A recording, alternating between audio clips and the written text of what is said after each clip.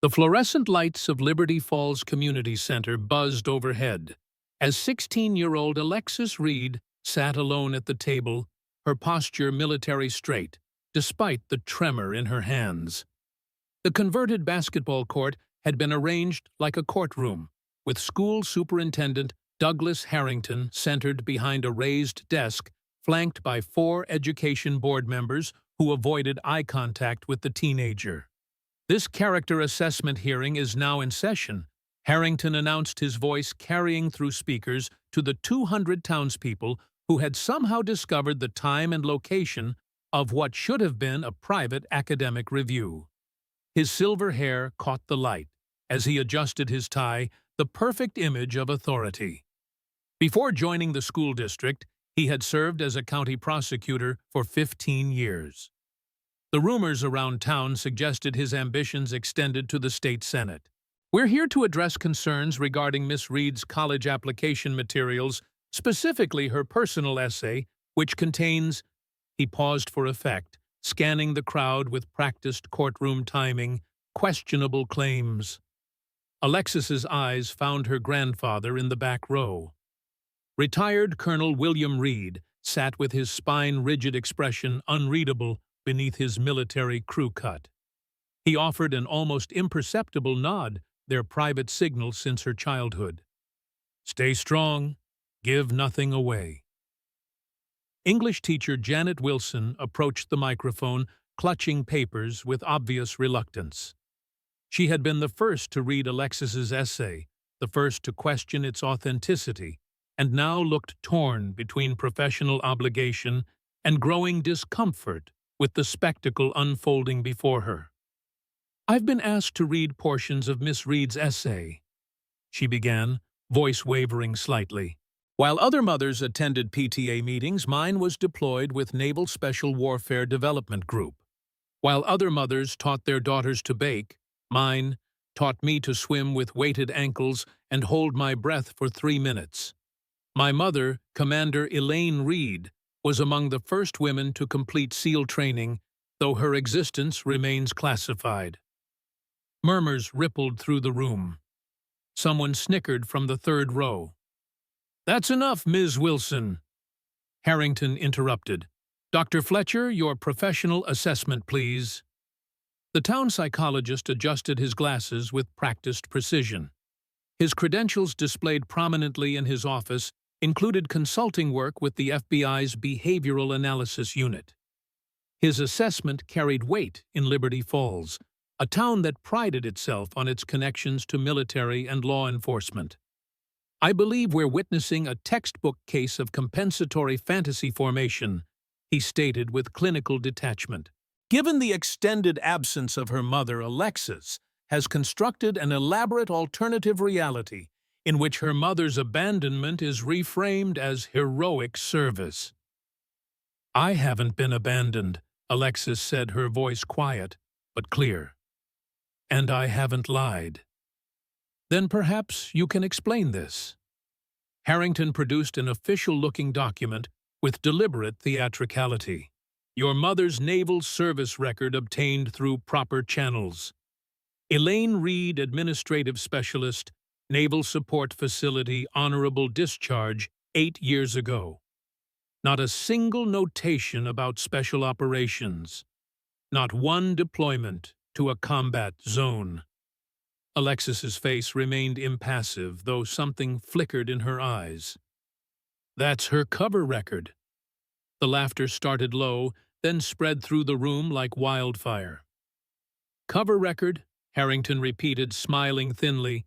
"Like in the spy movies, intelligence protocols require—" "Let's continue." Harrington cut her off. "Colonel Reed, as Alexis's guardian and Elaine's father, would you care to clarify this situation?" All eyes turned to the old soldier, who remained seated, his weathered hands resting on his knees. "I have nothing to add to my granddaughter's statement." "Nothing to add, or nothing to correct," Harrington pressed. The colonel checked his watch with military precision. "Nothing to add at this time." In the uncomfortable silence that followed, Alexis closed her eyes briefly, remembering the midnight phone calls throughout her childhood.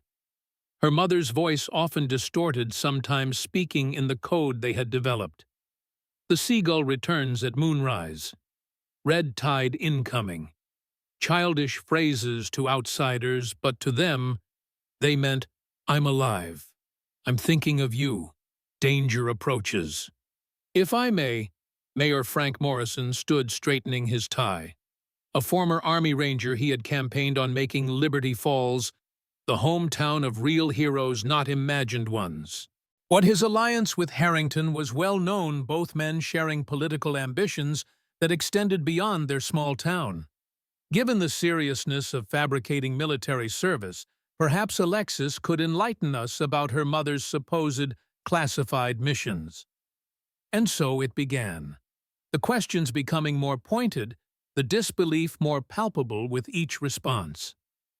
Alexis answered with precision, when she could remain silent, when she couldn't, exactly as her mother had taught her.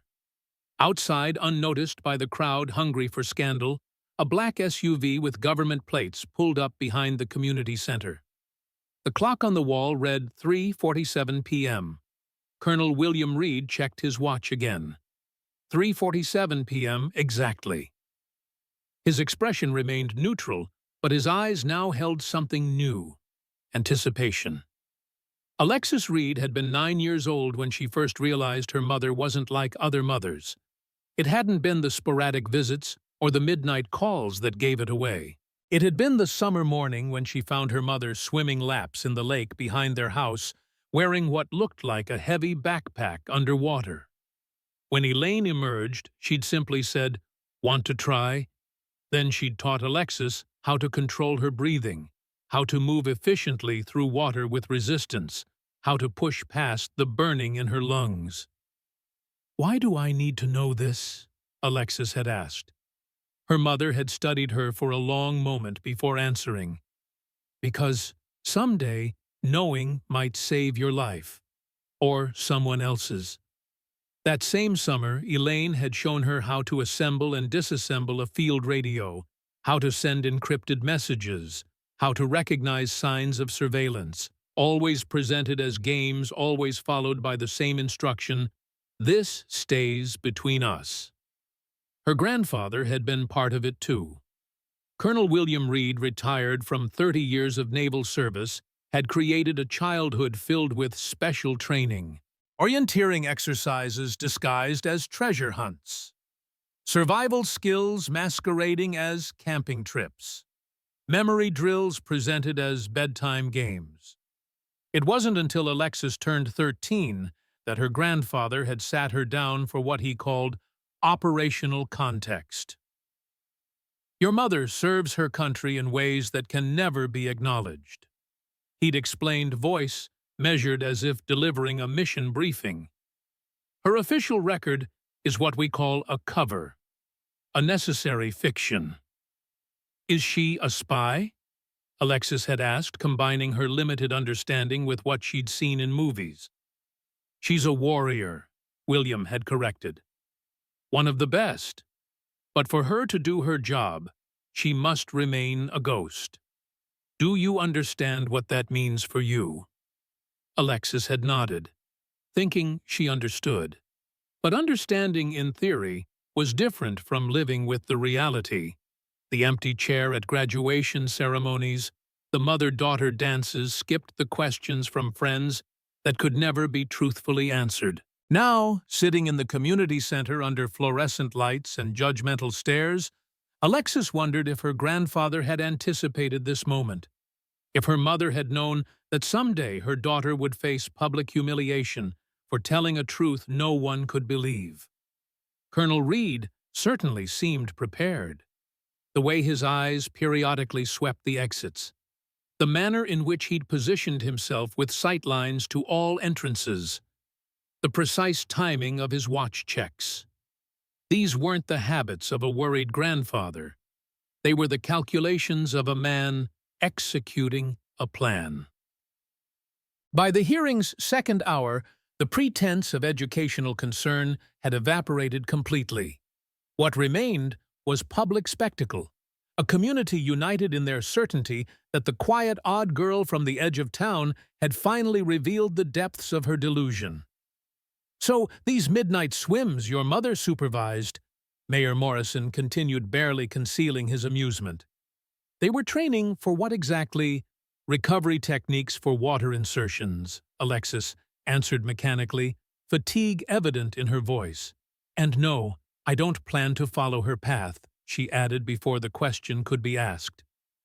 "Wise decision," someone called from the back, triggering another wave of laughter.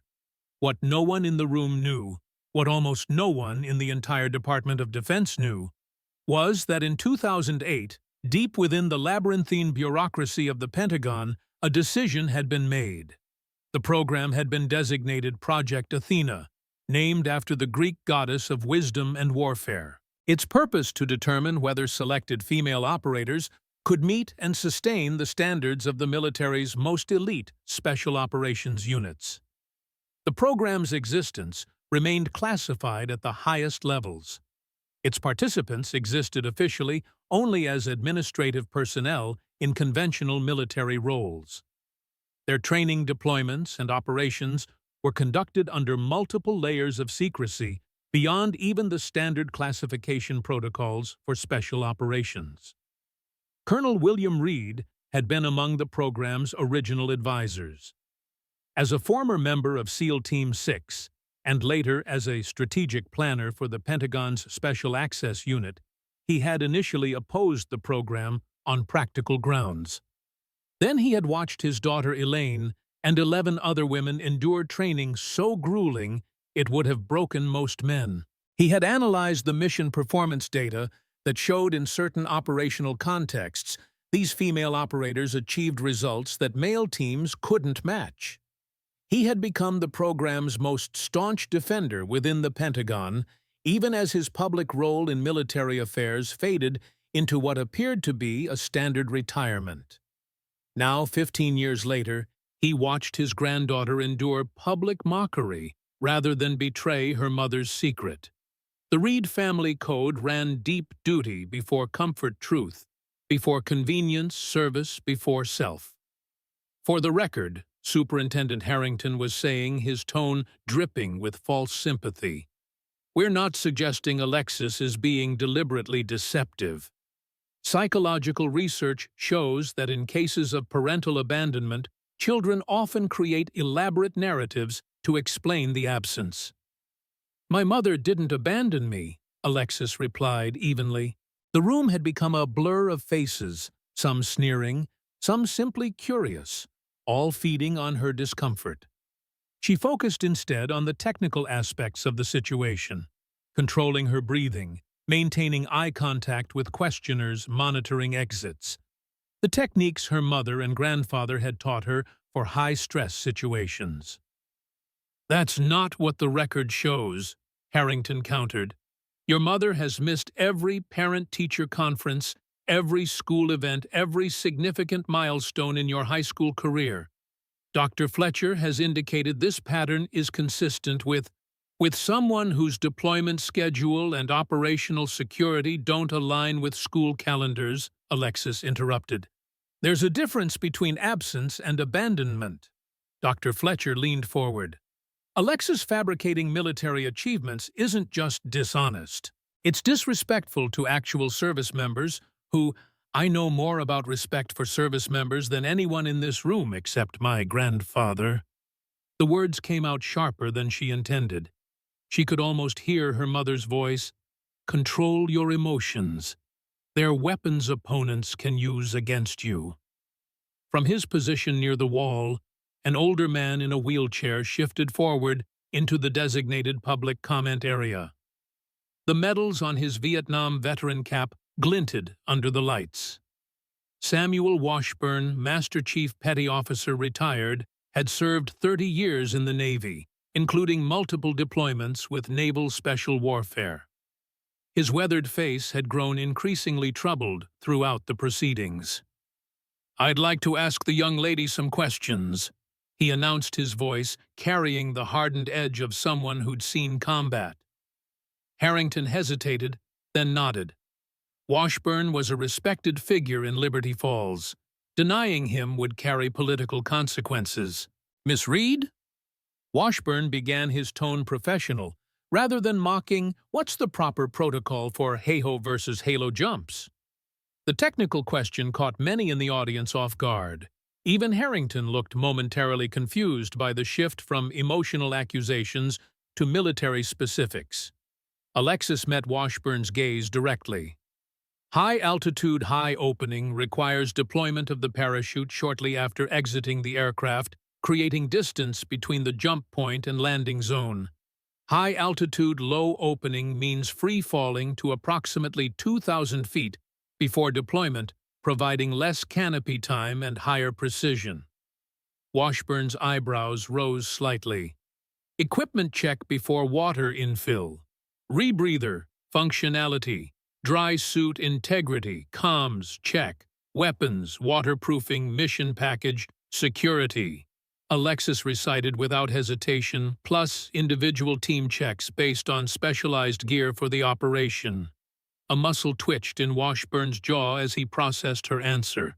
He continued with increasingly specific questions about naval special warfare protocols, equipment specifications, and operational procedures. The kind of details absent from movies and video games known only to those with direct experience. To each question, Alexis provided a precise, technically accurate response. "That's something anyone could learn from books or the internet," Harrington interrupted, clearly irritated by the technical exchange. "Dr. Fletcher, would this level of detailed fantasy be consistent with your diagnosis?" The psychologist nodded sagely. The more elaborate the fantasy, the more the subject invests in maintaining its integrity. "I'm particularly concerned about the specificity." Washburn's expression hardened. "With respect, Doctor, I recognize the difference between memorized information and operational knowledge. This young lady speaks with the familiarity of someone who's been properly trained." "By whom?" Harrington challenged. "Her absentee mother or her enabling grandfather? I'm curious about that myself," Washburn replied, turning back to Alexis. "The Draeger LRV rebreather system. What's the maximum operating depth and duration?" "Standard rating is 20 feet for 6 hours, but operational parameters extend to 50 feet for shorter durations," Alexis answered. "The critical limitation is the CO2 scrubber capacity rather than oxygen supply." Washburn nodded slowly. Then he addressed the room at large. "I've been asking questions that aren't answered in any publicly available manual. The kind of details you only learn through hands-on training and operational experience." "Master Chief," Harrington said with forced patience, "with all due respect to your service, this hearing isn't about technical trivia. It's about a student who has made claims that fundamentally cannot be true. Women cannot serve as Navy SEALs. That's an established fact." Unofficially, Washburn agreed, his tone suggesting a deeper understanding. Throughout his lengthy career, Washburn had heard whispers, rumors among senior operators about classified programs involving female personnel in roles officially restricted to men. Nothing confirmed, nothing documented. Just operational anomalies that didn't fit the official narrative. Over beer at team reunions, retired operators occasionally mentioned missions where they'd encountered support from unidentified personnel with skills that didn't match their supposed roles. But without verification, such stories remained in the realm of military mythology. Until now. Listening to this teenage girl display knowledge that could only come from direct exposure to special operations training, Washburn felt decades of suspicion crystallizing into certainty. Something classified was unfolding before him. Someone's phone camera flashed. Another whispered, "Pathological liar," loud enough for the whisper to carry. Ms. Wilson, who had grown increasingly uncomfortable, attempted intervention. "Perhaps we should focus on the academic aspects," she suggested. "I think we need to address the underlying issue," Harrington countered, producing a photograph from his folder. He held it up for the room to see. A woman in standard navy dress blues, her resemblance to Alexis unmistakable despite the decade-old time stamp. "This is Elaine Reed's official service photo," he announced. "Not exactly SEAL material, is she?" The laughter that followed held an ugly edge. For the first time, Alexis's composure cracked. "You don't know anything about her." "We know she's not here," Harrington said with false sympathy. "We know she hasn't attended a single parent-teacher conference or school event in your entire high school career. We know that fabricating military service is not only dishonest, but disrespectful to actual service members like Master Chief Washburn." Washburn's expression darkened, but he remained silent, studying Alexis with new intensity. In the distance, the faint sound of helicopter rotors thudded against the afternoon air, but the crowd was too engrossed in the unfolding drama to notice. The old warrior glanced at his titanium military chronometer one final time. Chapter 13 p.m. The moment of truth had arrived. "Let me be clear," Harrington continued, warming to his role as moral authority. "This hearing isn't about punishment. It's about getting you the help you need. Dr. Fletcher has recommended intensive therapy, and the board is prepared to amend your academic record to mitigate the impact of this unfortunate situation." Smartphones emerged throughout the crowd, ready to capture whatever came next. Alexis's humiliation had become the day's entertainment clips, already circulating on local social media with mocking captions. The helicopter sounds grew louder, then abruptly ceased. "She said someday I'd understand why she couldn't be here," Alexis finally said, voice cracking. "That someday they'd know she existed." "Well," Harrington leaned forward, sensing victory. "Where is she, then? Where is this phantom SEAL mother of yours?" The truth about Project Athena would have remained buried in Pentagon vaults, if not for a convergence of factors that Colonel William Reed had been monitoring for months. The first was a push within military leadership to finally acknowledge the contributions of women in special operations roles. Admiral Catherine Wilson, the first female commander of a tactical development squadron, had been quietly building support for declassification of certain historical special operations programs involving female operators. The second was strategic Project Athena had proven so successful that military planners wanted to expand it, which would require more transparent recruitment and training pipelines. The third was personal. Elaine Reed had watched from the shadows as her daughter's integrity was questioned. Her honesty attacked, her reputation damaged, all because Elaine's service could not be acknowledged. 3 weeks earlier, Elaine had made an unprecedented request through secure channels, partial declassification of her operational status. The request had triggered a bureaucratic firestorm that reached the highest levels of the Department of Defense and ultimately the White House. What no one in Liberty Falls knew was that at 10:00 a.m. that morning, the President of the United States had signed Executive Order 14067, declassifying specific aspects of Project Athena, including the service records of its original participants. At 10:17 a.m., Commander Elaine Reed had received confirmation that after 15 years as a ghost, she could finally exist in the light. At 2:33 p.m., Colonel William Reed had received a text message with a single code phrase, "Athena rises." The operational plan they had developed was now in motion.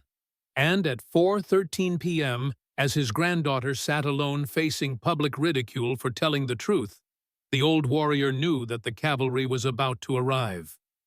The community center doors swung open with practiced precision, the hydraulic hinges hissing in perfect synchronization. Conversation died instantly. 6 figures in naval combat uniforms entered in perfect formation boots, striking the linoleum in measured cadence. Their faces betrayed nothing, No anger, no judgment, only the focused presence of operators accustomed to high-stakes environments. The naval warfare trident insignias on their uniforms gleamed under the fluorescent lights. In their center walked Commander Elaine Reed. At 42, she carried herself with the coiled readiness of someone who had spent decades in environments where hesitation meant death. Her dark hair was pulled back in a regulation bun, her uniform adorned with ribbons and insignia that only a handful of people in the room could properly identify. Her eyes, exact duplicates of Alexis's, scanned the room once before locking onto her daughter's face. Recognition dawned on Master Chief Washburn's face first. His body responded before his mind fully processed what he was seeing. Spine straightening, right hand lifting in a perfect salute, despite years in a wheelchair. Elaine acknowledged him with the slightest nod before continuing her advance toward the front of the room, her team moving in synchronized precision around her. The crowd parted instinctively, conversation suspended mid-word. Harrington's mouth opened and closed without sound. Without speaking, Elaine placed a classified folder on Harrington's table. The red border and executive seals were unmistakable. She opened it with deliberate movements, revealing documents that, even from a distance, were clearly marked with various security classifications. "These were declassified at 0600 this morning," she said, her voice steady and carrying to every corner of the suddenly silent room. It was the first time she had spoken, and the authority in her tone left no room for interruption. The team spread through the room, positioning themselves at strategic points, while Harrington stared at the contents of the folder. Redacted mission reports, presidential commendations, photographs of Elaine with 3 different administrations, and operational citations that contained more blacked-out text than readable content. The final document bore the presidential seal, an executive order signed that morning declassifying Elaine's service record and acknowledging the existence of a specialized unit of female operators that had been active for 15 years. Colonel William Reed finally rose from his seat, his voice carrying the weight of decades of military service. "My daughter couldn't defend herself, but she made damn sure her daughter wouldn't suffer the same silence." Harrington found his voice honeyed now with sudden respect. "Commander Reed, had we known—" Elaine silenced him with a raised hand. When she spoke again, her words were measured, precise. "My daughter has shown more courage in this room than I've seen in some combat zones. She told the truth when lying would have been easier." She turned to face the crowd, her gaze sweeping over the same people who minutes earlier had been laughing at her child. "For 15 years, I've served in operations that required my existence to remain classified. That meant missing birthdays, school events, and ordinary moments most take for granted. It meant my daughter carried a truth she couldn't share, even when sharing would have been easier." Master Chief Washburn wheeled himself forward, his weathered face tight with emotion. "I served 30 years and never knew," he said, addressing the crowd. "Some of you laughed at this girl. I want those people to look at the medals on Commander Reed's uniform and tell me what you've done that gives you the right." Nobody spoke. Ms. Wilson stepped forward, collecting Alexis's essay from the table where it had been left like evidence of wrongdoing. She returned it with hands that trembled slightly. "This deserves more than an A," she said quietly. "This deserves to be heard." Alexis stood legs unsteady after hours of sitting rigid under scrutiny. When she finally reached her mother, their embrace spoke of years of absence compressed into a single moment.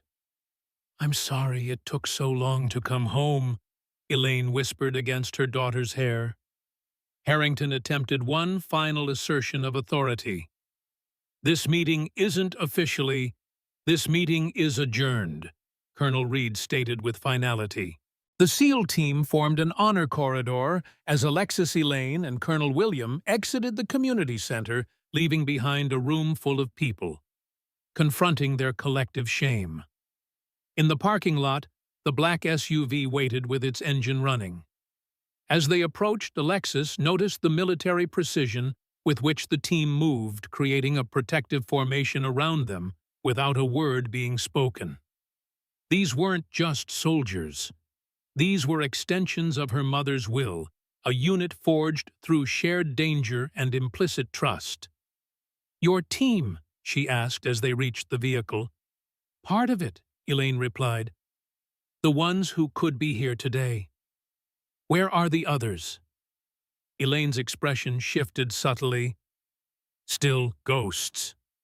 As they climbed into the SUV, Alexis caught sight of the community center doors opening, people beginning to emerge, smartphones raised to capture images of their departure. Among them, Master Chief Washburn wheeled himself down the ramp, his salute maintained until they pulled away. "He knew, didn't he?" Alexis asked, "or at least suspected." "Those who've served in certain capacities develop instincts," her grandfather explained from the front passenger seat. "They recognize their own kind." As they drove through Liberty Falls, past the familiar landmarks of a childhood spent carrying secrets, Alexis studied her mother's profile. The woman beside her was both familiar and unknown. The mother who had taught her to swim, and the warrior who had operated in shadows for 15 years.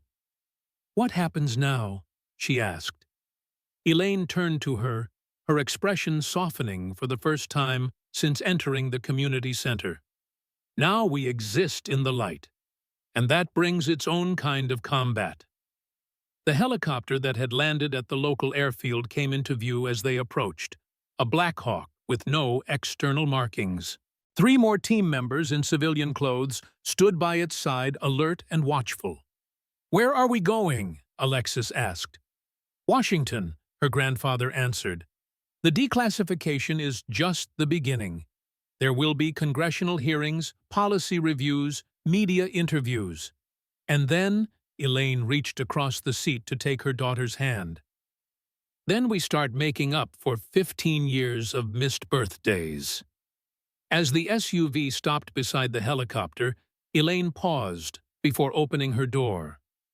"I never wanted this for you," she said, her voice lower now, meant only for Alexis. "The scrutiny, the disbelief, the isolation. I thought the secrecy protected you." "It did," Alexis replied. "It taught me who I am."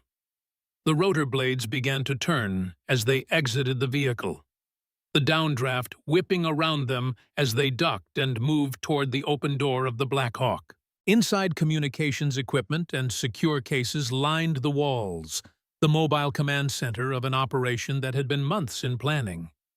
As they lifted off, Alexis watched Liberty Falls recede below them, the community center growing smaller, until it was just another building in just another town. For 15 years, she had carried her mother's secret, believing that someday the truth would emerge. Now that day had come, bringing with it not an ending, but the beginning of a new chapter for them both. Commander Elaine Reed sat beside her daughter, watching her face as she processed everything that had happened. The revelation, the vindication, the sudden shift from secrecy to spotlight. "Are you ready for what comes next?" she asked. Alexis nodded, thinking of all the years she had prepared for this moment without knowing it. The lessons in strength and resilience, the training in precision and patience, the inheritance of duty and determination that ran through 3 generations of her family. "I've been ready my whole life," she answered. As the helicopter banked toward Washington, the setting sun caught the insignia on Elaine's uniform, the seal trident that for 15 years had been hidden from public view. Soon, it would be seen by millions.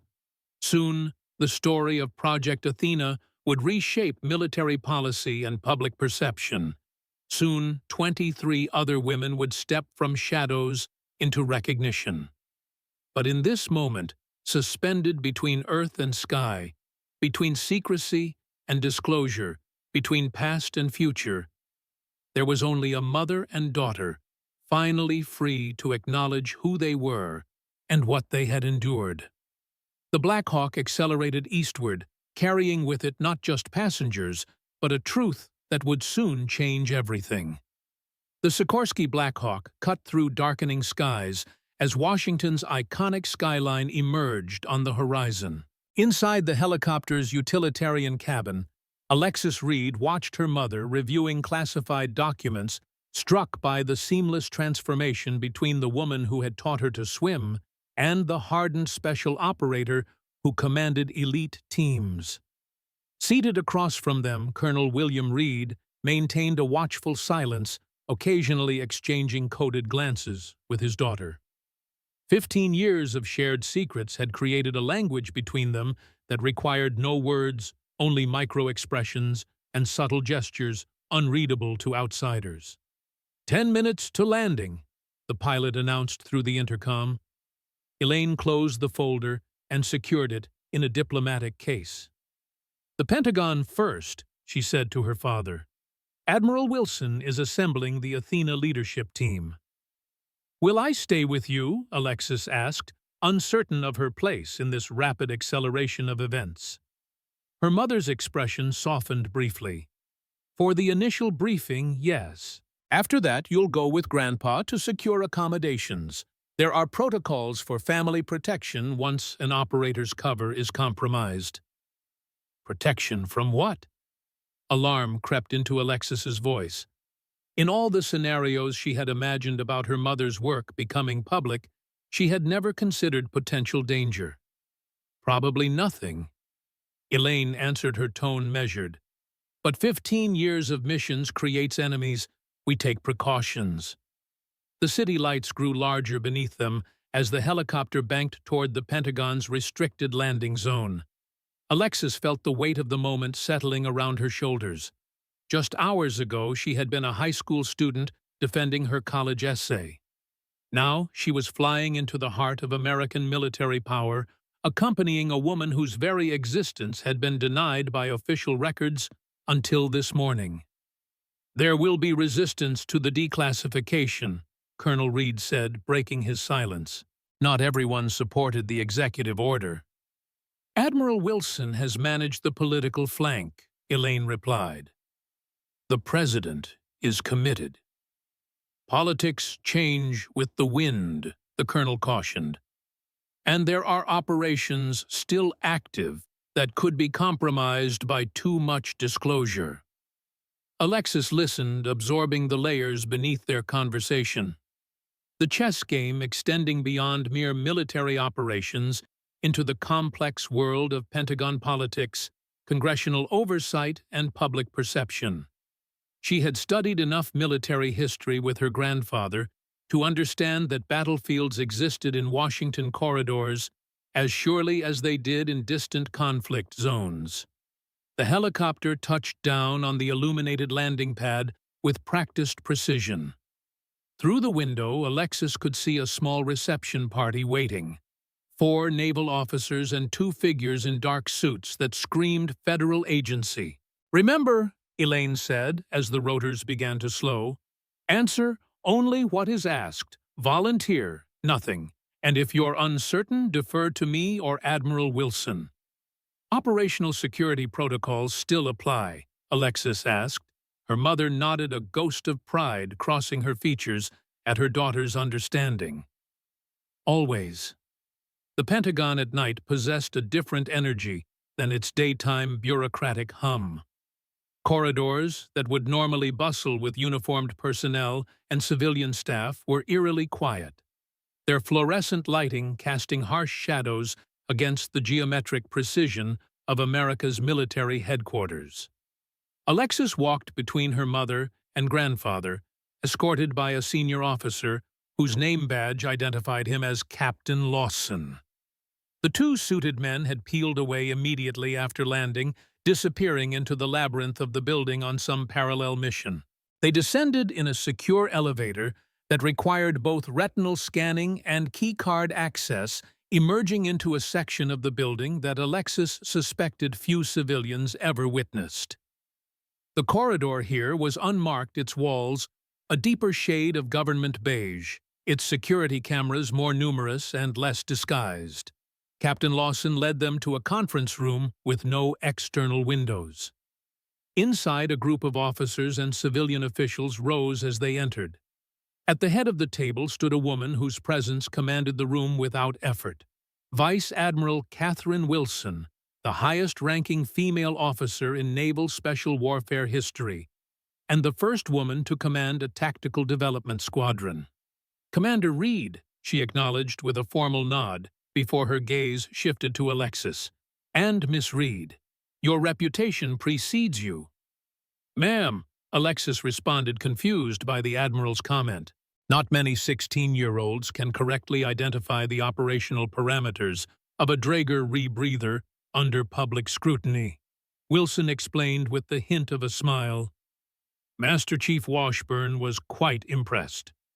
His message reached us before your helicopter did." The door closed behind them as Captain Lawson exited, leaving only those with appropriate security clearances. Admiral Wilson gestured for everyone to be seated. "We have 30 minutes before the Secretary arrives," she announced, her tone shifting to brisk efficiency. "Let's establish our parameters." The meeting unfolded with military precision. Updates on the executive order's implementation security protocols for the newly declassified operators and the carefully choreographed media strategy that would control the narrative in the coming days. Alexis listened with growing comprehension as the pieces fell into place. Project Athena had been more extensive than even she had imagined. 24 female operators trained to the highest special operations standards deployed on missions so classified that even their existence had been compartmentalized at the highest levels of government. "The President will make the official announcement tomorrow at 0900, Admiral Wilson continued. "Commander Reed, you'll be present alongside the other Athena operators we've been able to recall on short notice. 14 confirmed so far." "And the others?" Elaine asked. "4 are currently deployed and will remain under cover status until mission completion. 5 have transitioned to civilian life and are being contacted. 1 is—" Wilson paused, her expression tightening. "Lieutenant Commander Hayes was lost in Kandahar province last year. Her record will be amended posthumously." A somber silence fell across the room. Alexis watched her mother's face register the information with a subtle tightening around the eyes, the only outward sign of emotion she allowed herself. "The congressional hearings will begin next week," Wilson continued after a respectful pause. "Senate Armed Services Committee first, then House Oversight. We anticipate significant media interest and some political pushback, particularly from traditionalists within military leadership." "And the active operations?" Colonel Reed inquired, his concern evident. "Compartmentalized and protected," Wilson assured him. "The declassification is specifically limited to the program's existence and the identities of the original operators. Operational details remain classified at appropriate levels." The Admiral turned her attention to Alexis. "Young lady, your role in this is both unfortunate and crucial. You didn't ask to be thrust into the spotlight, but your academic hearing has inadvertently created our entry point for public disclosure." "I'm prepared to help however I can, ma'am," Alexis responded, her posture straightening instinctively. "Good," Wilson nodded. "Because starting tomorrow, you'll be asked repeatedly about your mother, your family, and your knowledge of classified operations. Your answers must be consistent with our disclosure parameters while remaining truthful. It's a difficult line to walk." A knock at the door interrupted them. Captain Lawson reappeared with a message for Admiral Wilson, who checked her watch and nodded. "The Secretary has arrived early," she announced. "Colonel Reed, please escort your granddaughter to the family briefing room. Commander Reed will join you after our meeting." As Alexis stood to leave, Admiral Wilson approached her directly. "Miss Reed, what happened today in Liberty Falls was regrettable. But your composure under pressure brought forward a necessary change 15 years in the making. Sometimes the youngest shoulders carry the most important burdens. Thank you, ma'am, Alexis replied, unsure how else to respond to the Admiral's unexpected recognition. As her grandfather led her from the room, Alexis caught a final glimpse of her mother, straight-backed and resolute as senior Pentagon officials entered. Commander Elaine Reed, no longer a ghost preparing to step fully into the light of public acknowledgement after 15 years in shadow. The first explosion hit the news cycle at 6:47 the following morning. Alexis woke to the sound of urgent voices in the adjoining room of their secure Pentagon accommodation. Still groggy from the few hours of sleep she'd managed, she pulled on a sweatshirt and opened her door to find her mother and grandfather huddled around a secure laptop, their faces illuminated by its blue glow. "What's happening?" she asked immediately, registering the tension in their postures. Her mother looked up, her expression professionally neutral, but her eyes alert with concern. "There's been a development. Liberty Falls Community Center was firebombed 90 minutes ago." "What?" Alexis stepped closer, staring at the screen where security camera footage showed flames engulfing the building where yesterday's hearing had taken place. "Was anyone hurt?" "No casualties," her grandfather answered. The building was empty. This wasn't about causing casualties. It was a message. Elaine added her voice tight with controlled anger. "Or a warning." Colonel Reed enlarged another window on the screen, displaying what appeared to be a police report. Local authorities found graffiti on the adjacent building. "Ghosts should stay dead." The implications settled over Alexis like a physical weight. "Because of yesterday, because of us." Her mother's expression confirmed her fears before words could. The timing suggests a connection. Admiral Wilson has dispatched a security team to Liberty Falls and ordered increased protection for all Athena personnel and their families. "This changes the approach to today's announcement," Colonel Reed stated, scrolling through what appeared to be a secure message thread. "The President still intends to proceed at Order 900, but the security posture has been elevated." Alexis sank into a chair, the reality of their new situation crashing down around her. Yesterday's vindication had felt like an ending, the conclusion of years of secrecy and isolation. Now she understood it had merely been the beginning of something potentially more dangerous. "Could it be someone from Liberty Falls?" she asked, thinking of the hostile faces at the hearing. "Someone angry about being made to look foolish. Possible but unlikely," her mother replied with the analytical detachment of a professional threat assessment. The sophistication of the device suggests training. This wasn't an impulsive act of vandalism. "Then who?" Elaine and Colonel Reed exchanged a look laden with unspoken communication before her mother answered. In 15 years of operations, Athena teams disrupted numerous high-value targets: terrorist networks, weapons dealers, human trafficking rings. Some of those operations left survivors with resources and motivation for retaliation. But how would they know the declassification just happened yesterday? "Not everyone learns information through official channels," her grandfather explained. "Intelligence communities worldwide maintain surveillance on American military developments. For years, there have been rumors in certain circles about female operators in classified roles. Our adversaries didn't have confirmation, but they had suspicions. The moment your mother appeared publicly with her team wearing the seal trident," he continued, "multiple intelligence agencies would have matched her against their databases of suspected operators. Some of these agencies work with or provide information to terrorist networks that Athena teams have damaged over the years." "In essence," Elaine added, "the declassification confirmed what some of our adversaries already suspected, giving them both confirmation and public identities to target." A sharp knock interrupted them. Captain Lawson entered without waiting for a response, his normally composed demeanor showing signs of strain.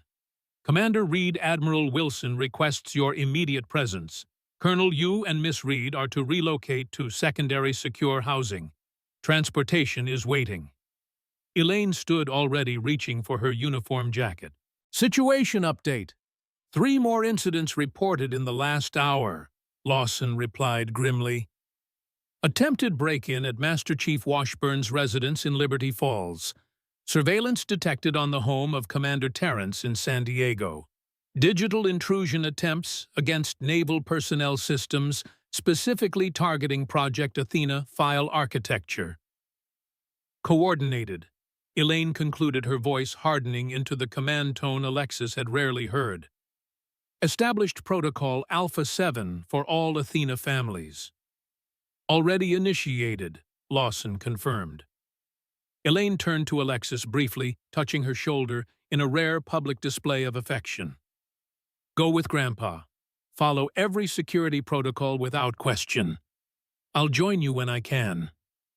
"Mom?" Alexis began, suddenly afraid this might be another long separation. "Trust the training," Elaine told her softly. "Everything I've taught you was for moments like this." Then she was gone, following Captain Lawson at a brisk pace that spoke of urgency without panic. Colonel Reed immediately moved to a cabinet, retrieving what appeared to be a pre-packed go-bag. "5 minutes," he told Alexis, in the same tone he had used during their emergency drills. "Essentials only. Leave electronics." As Alexis hurried to gather her few belongings, the surreal quality of the situation struck her. Less than 24 hours after emerging from shadows into acknowledgement, her mother was once again disappearing into the operational world that had defined her career. Only now that world had followed them home. The news cycle exploded with conflicting narratives. From the secure apartment where she and her grandfather had been relocated, Alexis watched the coverage unfold across multiple networks. The president's scheduled announcement had proceeded on time, revealing the existence of Project Athena to a stunned nation. 14 female operators in full dress uniform had stood at attention behind him as he detailed the program's history and achievements in carefully declassified terms. Her mother had been among them, her face broadcast to millions of Americans who had never known such women existed within their military's most elite units. Simultaneously, reports of the Liberty Falls Community Center fire and other incidents began filtering through media channels, creating a competing narrative that threatened to overshadow the historic announcement. Speculation ran rampant. Terrorism, domestic extremism, targeted retaliation. "They're controlling the information flow," Colonel Reed observed as he monitored the coverage, "acknowledging the incidents without confirming connections." "Is that good or bad?" Alexis asked. "Necessary," he replied. "Attribution requires evidence. Premature conclusions compromise investigation." The secure phone on the apartment's side table rang with a specific pattern. 3 short rings followed by a pause, and 2 more. Colonel Reed answered it, using a designation rather than a name, listened briefly, then hung up. "Your mother is en route," he informed Alexis. "ETA 30 minutes. Admiral Wilson has authorized family briefing on the current situation." "That sounds serious," Alexis noted, reading between the lines of military protocol. "It is." Her grandfather's expression was grave. "The operational environment has shifted rapidly. Decisions will need to be made." Those 30 minutes passed with excruciating slowness. Alexis alternated between watching the news coverage and staring out the window at the Washington skyline, her mind cycling through scenarios ranging from optimistic to catastrophic. Her training in operational security had always been theoretical. Exercises and hypotheticals presented as preparation for a day that might never come. Now that day had arrived, bringing with it real threats against real people. When Commander Elaine Reed finally arrived, she entered with the focused intensity Alexis recognized as her operational demeanor. She was accompanied by a woman Alexis didn't recognize, tall, athletic, with the same coiled readiness that characterized her mother's movement patterns. "Alexis, this is Commander Teresa Vega," Elaine introduced them. "One of the original Athena operators and our team's counter-surveillance specialist." "Nice to finally meet you," Commander Vega said with a brief smile that didn't quite reach her eyes. "Your mother has told us a lot about you over the years." "Likewise," Alexis replied, though in truth she had known nothing about Teresa Vega or any of her mother's teammates until yesterday. Elaine placed a secure tablet on the apartment's dining table, activating it with her fingerprint. A map appeared displaying multiple red indicators across the United States. "In the 12 hours since the Liberty Falls incident, we've documented 17 separate security events targeting Athena personnel, their families, or associated facilities." She began her tone clinically professional. "The pattern suggests coordinated action by multiple cells operating with shared intelligence." "Domestic or foreign?" Colonel Reed asked, studying the map with a tactician's eye. "Both," Commander Vega answered. "The digital signatures show a mixture of known terrorist proxies and at least 2 foreign intelligence services. But the ground operations have a domestic component, people who know the targets personally." The implication settled heavily in the room. Alexis felt a chill run through her as she processed what this meant. "Someone in Liberty Falls," she said quietly. "Someone who was at the hearing." Her mother nodded grimly. "We believe certain elements in Liberty Falls may have connections to extremist networks that oppose female integration into special operations roles." The hearing provided them with confirmation of what had previously been rumor. "Superintendent Harrington," Alexis asked, remembering his barely concealed hostility. "Under investigation," Elaine confirmed, "along with Mayor Morrison and several others who had unusually strong reactions to the disclosure." Commander Vega tapped the tablet, bringing up a different screen. "We've implemented countermeasures at all identified locations. The President has authorized Operation Aegis Shield, a coordinated protective response involving multiple agencies." "What does this mean for the congressional hearings?" Colonel Reed inquired. "Postponed 48 hours, Elaine replied. "Security protocols are being enhanced, but the administration remains committed to full disclosure of the program within established parameters." Alexis listened to the exchange with growing unease, sensing they were approaching the real purpose of this briefing. Something in her mother's carefully neutral expression suggested decisions had already been made. "What about us?" she finally asked. "What happens now?"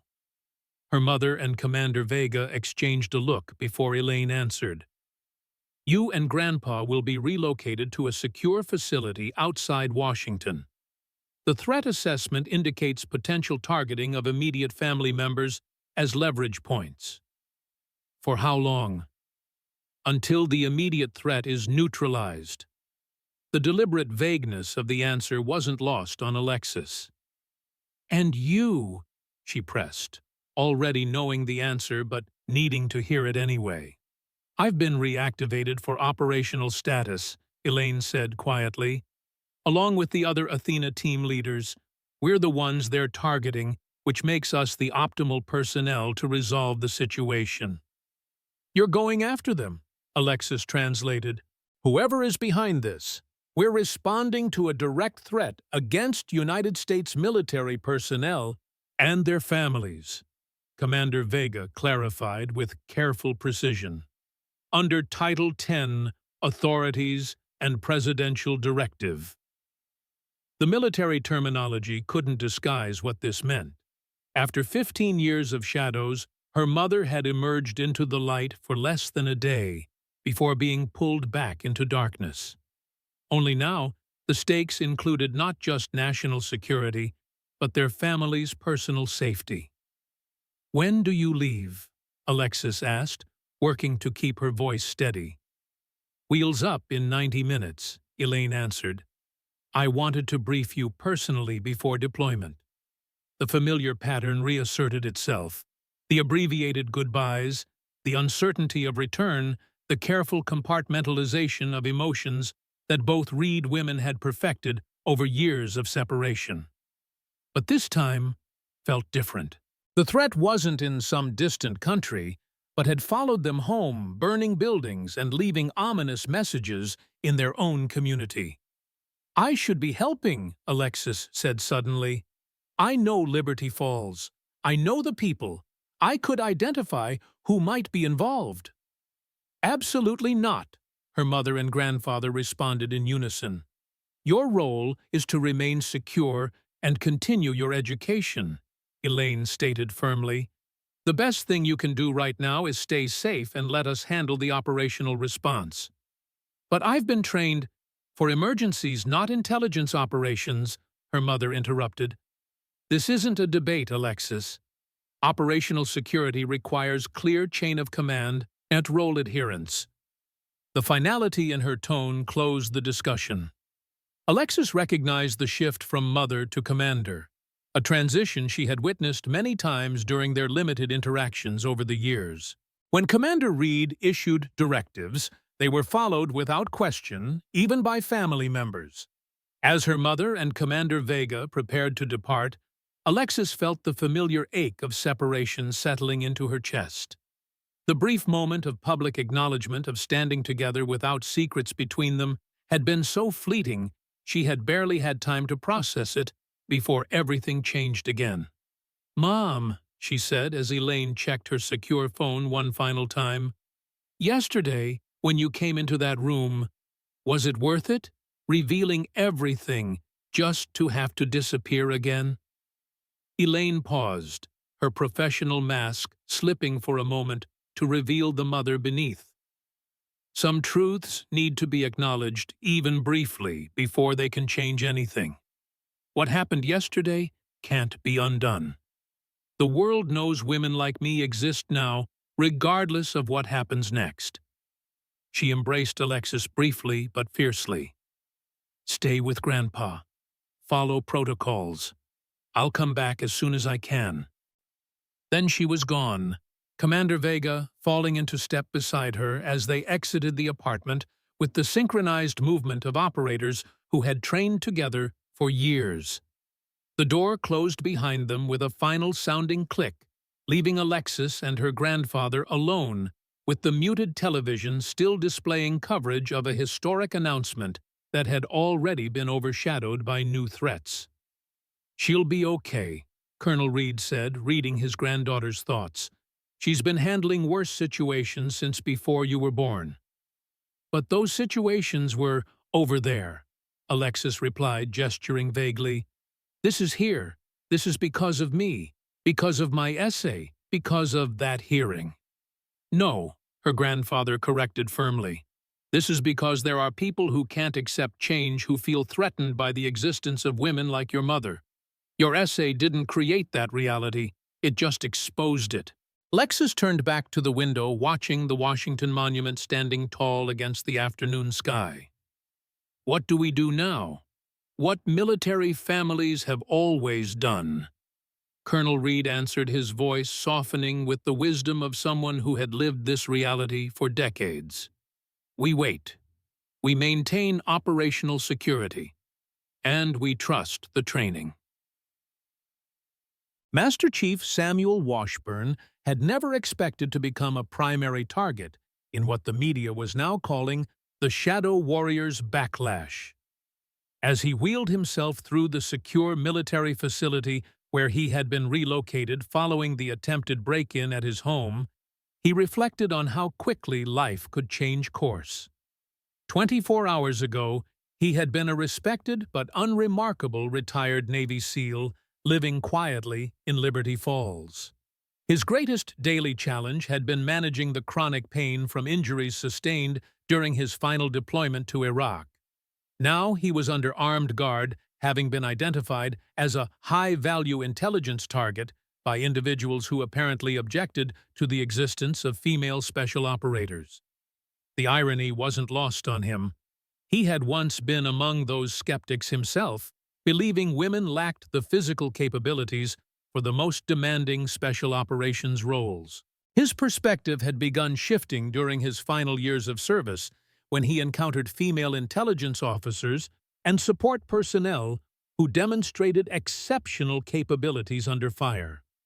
Throughout his career, he'd encountered operational anomalies that didn't align with official policies, unidentified support assets with skills that shouldn't exist, according to military regulations, missions with parameters that didn't match standard operational models.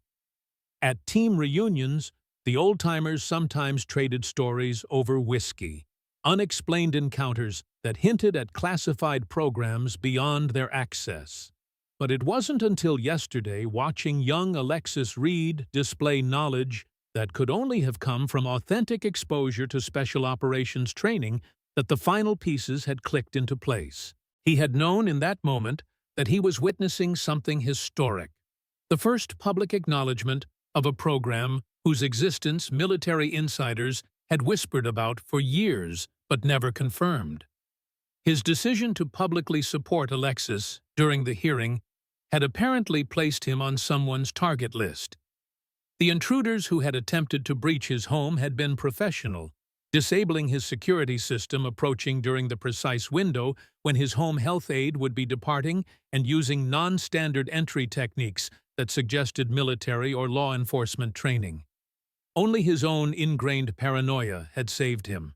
The secondary security measures he had installed years ago, the ones his friends had mocked as excessive, had triggered silent alarms and captured images of the intruders. By the time they breached his back door, local police had already been dispatched. The intruders escaped, but their attempt had been thwarted. Now, as he approached the secure conference room where he had been summoned for debriefing, Washburn wondered what information they believed he possessed that made him worth targeting. His connection to Project Athena had been peripheral at best, recognition of operational knowledge in a teenager and public support for her mother. Unless... The door opened before he reached it, revealing Colonel William Reed. The men exchanged salutes, despite Washburn's civilian status and wheelchair. Some military courtesies transcended retirement. "Master Chief," Reed greeted him, "thank you for agreeing to this consultation." "Didn't realize I had much choice, Colonel," Washburn replied dryly, wheeling himself into the room. "Not when armed escorts show up at your hospital room." "Security protocols," Reed acknowledged with a slight nod. "The situation has escalated beyond initial assessments."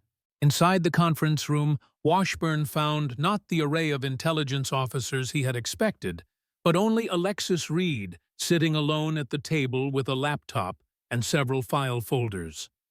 The girl looked up as he entered, her expression a complex mixture of guilt and determination. "Miss Reed?" He greeted her, confusion evident in his tone as he looked back at Colonel Reed. "I was told this was an intelligence debriefing." "It is," the colonel confirmed, closing the door and engaging what appeared to be an electronic security measure. "But not in the conventional sense. We believe you possess information critical to understanding the Liberty Falls connection to these attacks." "Me?" Washburn's surprise was genuine. "Colonel, with all due respect, I'm just a retired operator who happened to be at the right place at the wrong time. I have no intelligence value regarding these incidents." "You've lived in Liberty Falls for 7 years," Alexis spoke up. "You know the community dynamics, the key players, the relationships that aren't obvious to outsiders." "So do you," Washburn countered. "You've lived there your whole life." "As a teenager who was largely isolated due to my family circumstances," she replied with a maturity that belied her years. "You, on the other hand, are a respected community figure who participates in veterans organizations, attends town functions, and interacts with local leadership." Colonel Reed took a seat at the table. Master Chief, we have reason to believe the Liberty Falls incident wasn't random.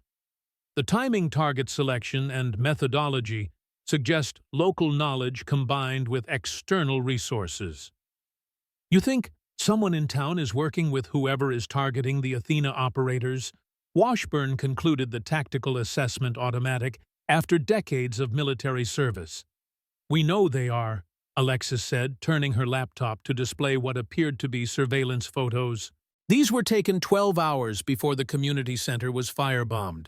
Mayor Morrison meeting with two individuals who have since been identified as members of a domestic extremist group with military connections. Washburn studied the images, recognition dawning. The preservation of combat integrity movement. They've been vocal opponents of gender integration in combat roles for years. Precisely, Colonel Reed confirmed. What we don't know is how deep the connection goes or who else in Liberty Falls might be involved. And you think I can help identify them? Washburn asked skeptically. We know you can, Alexis stated with conviction, because you already suspected something wasn't right about that hearing before my mother arrived.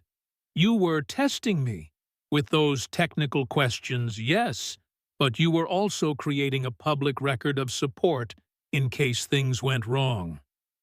The observation was startlingly accurate. Washburn had indeed felt something off about the entire proceedings.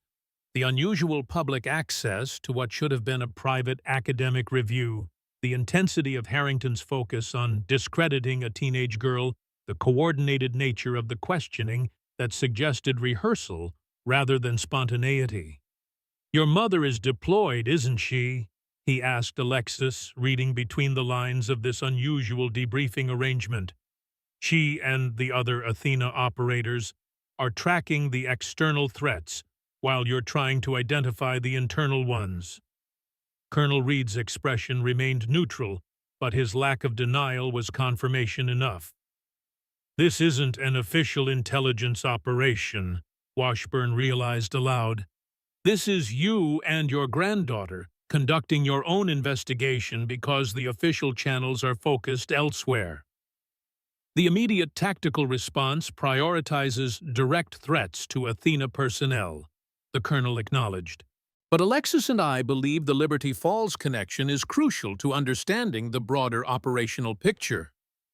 And since I'm already a target, you figured I might as well be useful, Washburn concluded with a grim smile.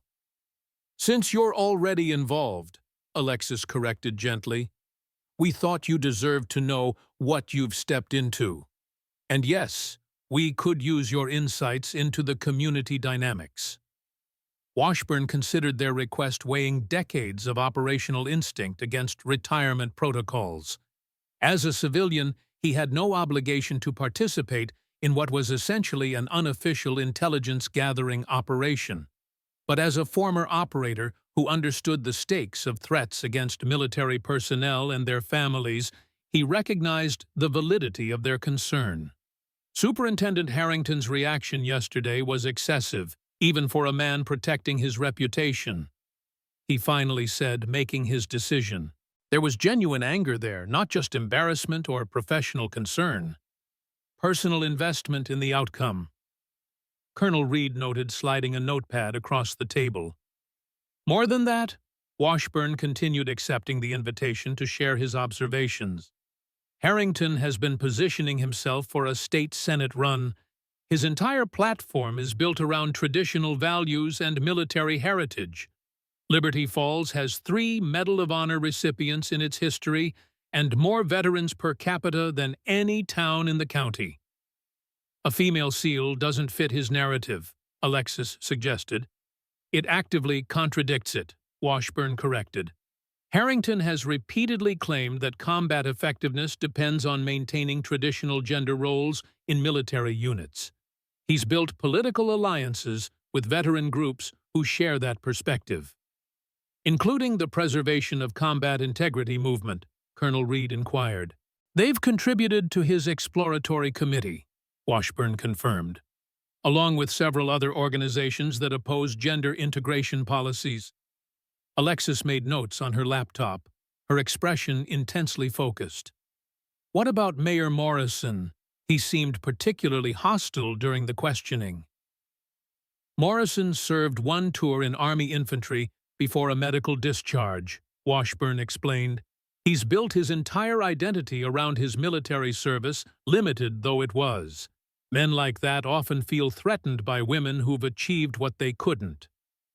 The debriefing continued for over an hour, with Washburn providing detailed insights into Liberty Falls's power structures, political alliances, and potential connections to extremist organizations. As he spoke, a pattern emerged. A network of relationships centered around a shared ideology that went beyond simple politics into a quasi-religious belief in traditional gender roles as essential to military effectiveness. They see female operators as an existential threat, he concluded, not just to military readiness but to their entire worldview. The declassification of Project Athena doesn't just challenge their opinions, it invalidates their fundamental beliefs, making them willing to take extreme measures, Colonel Reed observed grimly. Including violence, Alexis asked, the reality of the situation clearly weighing on her. People have killed for far less significant challenges to their belief systems, Washburn replied soberly. When core identities are threatened, rational assessment often fails. As the debriefing concluded, Washburn found himself studying Alexis with new respect. The girl displayed analytical capabilities and emotional control well beyond her years, a testament to both genetics and the unique upbringing provided by a SEAL operator mother and a Special Operations Officer grandfather. You remind me of the intelligence analysts I worked with in Iraq, he told her as Colonel Reed stepped away to take a secure call. Same focus, same pattern recognition skills. My mother says I process information like she does, Alexis replied with a small smile. It's why she taught me operational analysis, alongside swimming and self-defense. She was preparing you, Washburn realized. Not for a military career necessarily, but for this moment, when the shadows would recede and the truth would need defending. I think she was preparing me to survive in a world where the truth is often the first casualty, Alexis corrected quietly. I just never expected that world to include Liberty Falls. Colonel Reed returned his expression, giving nothing away. We have a development. Commander Reed has made contact. Operational teams have identified external threat nodes in 3 locations. Simultaneous interdiction is being planned. And the Liberty Falls connection, Washburn asked. That remains our focus, the colonel replied, exchanging a meaningful look with his granddaughter. Alexis prepared the evidence package for transmission to Admiral Wilson. Master Chief Washburn's insights have provided sufficient pattern confirmation to elevate our concerns to official channels.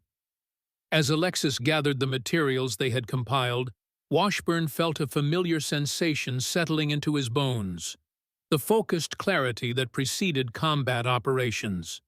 Despite his retirement and physical limitations, he was once again in the operational space, contributing to mission success. What happens next? He asked Colonel Reed, recognizing the shift in energy that suggested decisions had been made. Admiral Wilson has authorized a parallel investigation into the Liberty Falls network, Reed answered. Your observations will be integrated into the operational picture. Federal agents will begin surveillance on the identified subjects within the hour. And Alexis, Washburn inquired, concerned about the teenager's involvement in what was rapidly evolving into a multi-agency counterterrorism operation. Will remain in secure housing with appropriate protection, the colonel stated firmly, though something in his tone suggested this had been a point of contention. Her role is intelligence support only. Alexis closed her laptop with a controlled precision that reminded Washburn of her mother. The evidence suggests Superintendent Harrington and Mayor Morrison will be meeting with external contacts tonight at the Liberty Falls Veterans Memorial, she reported. Local law enforcement has been compromised, so federal assets will need to handle surveillance. The clinical detachment in her voice sent a chill through Washburn. This 16-year-old girl was tracking potential domestic terrorists who had targeted her family, individuals who had questioned her honesty and humiliated her publicly less than 48 hours ago. Yet she spoke with the dispassionate analysis of a seasoned intelligence officer. "Alexis," he said carefully, "when this is over, when your mother returns and the immediate threat is neutralized, remember that you are still entitled to a normal life, to college applications and teenage experiences and choices that have nothing to do with operational security." Her expression softened briefly, a glimpse of the teenager beneath the tactical facade. "Thank you, Master Chief, but I think normal stopped being an option the moment those doors opened and my mother walked in with her team." As Colonel Reed escorted him from the conference room, Washburn reflected on the price of secrets, not just the operational costs or security considerations, but the human impact on families like the Reeds. 3 generations shaped by classified truths and operational necessities, each carrying burdens invisible to those around them. "She'll be all right," the colonel said quietly, correctly, reading Washburn's concerns. "Reed women are built for adversity." "It's not the adversity I'm worried about," Washburn replied. "It's the isolation that comes after. Trust me, Colonel. I know something about living with secrets that separate you from the world around you." Reed nodded, a rare moment of vulnerability crossing his weathered features. "As do I, Master Chief. As do I, Tommy's. The world transformed in 48 hours. From the secure facility where she remained under protection, Alexis monitored the unfolding events through classified briefings, news reports, and secure communications with her grandfather. The operational tempo accelerated with each passing hour as Athena teams conducted coordinated operations against the external threat networks, while federal agencies moved against their domestic connections. In Liberty Falls, the evidence package she had helped compile led to pre-dawn raids and multiple arrests. Superintendent Harrington Mayor Morrison and 7 other community leaders were taken into custody on charges ranging from conspiracy to material support for domestic terrorism. The local news coverage showed stunned neighbors watching as FBI agents led handcuffed town officials to waiting vehicles. The community center's charred remains became a symbol reproduced across media outlets nationwide, visual shorthand for the violent backlash against female special operators. Public opinion, initially divided over the revelation of Project Athena, coalesced into overwhelming support as the coordinated attacks against American military personnel became known. Congressional leaders from both parties issued statements condemning the violence and expressing solidarity with the Athena operators. The postponed hearings were rescheduled with expanded security measures and broadened scope to include examination of extremist opposition to gender integration in military roles. Through it all, Alexis waited for word from her mother. The operational security protocols meant limited communication, brief encrypted messages confirming only that Commander Reed remained on active status. No details about her location, mission parameters, or expected return timeline. On the morning of the 3rd day, as Alexis reviewed news coverage of the Liberty Falls arrests, her secure phone rang with the distinctive pattern that indicated family communication. "Hello?" she answered, her voice carefully controlled despite the surge of hope. "Alexis!" Her mother's voice came through clearly, though fatigue was evident in its edges. "Are you secure?" "Yes, Facility 7 with protective detail. Grandpa is coordinating with Admiral Wilson's staff." "Good." A pause, then, "It's over.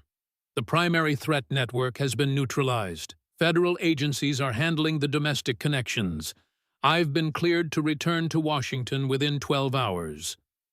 The clinical language couldn't disguise what this meant.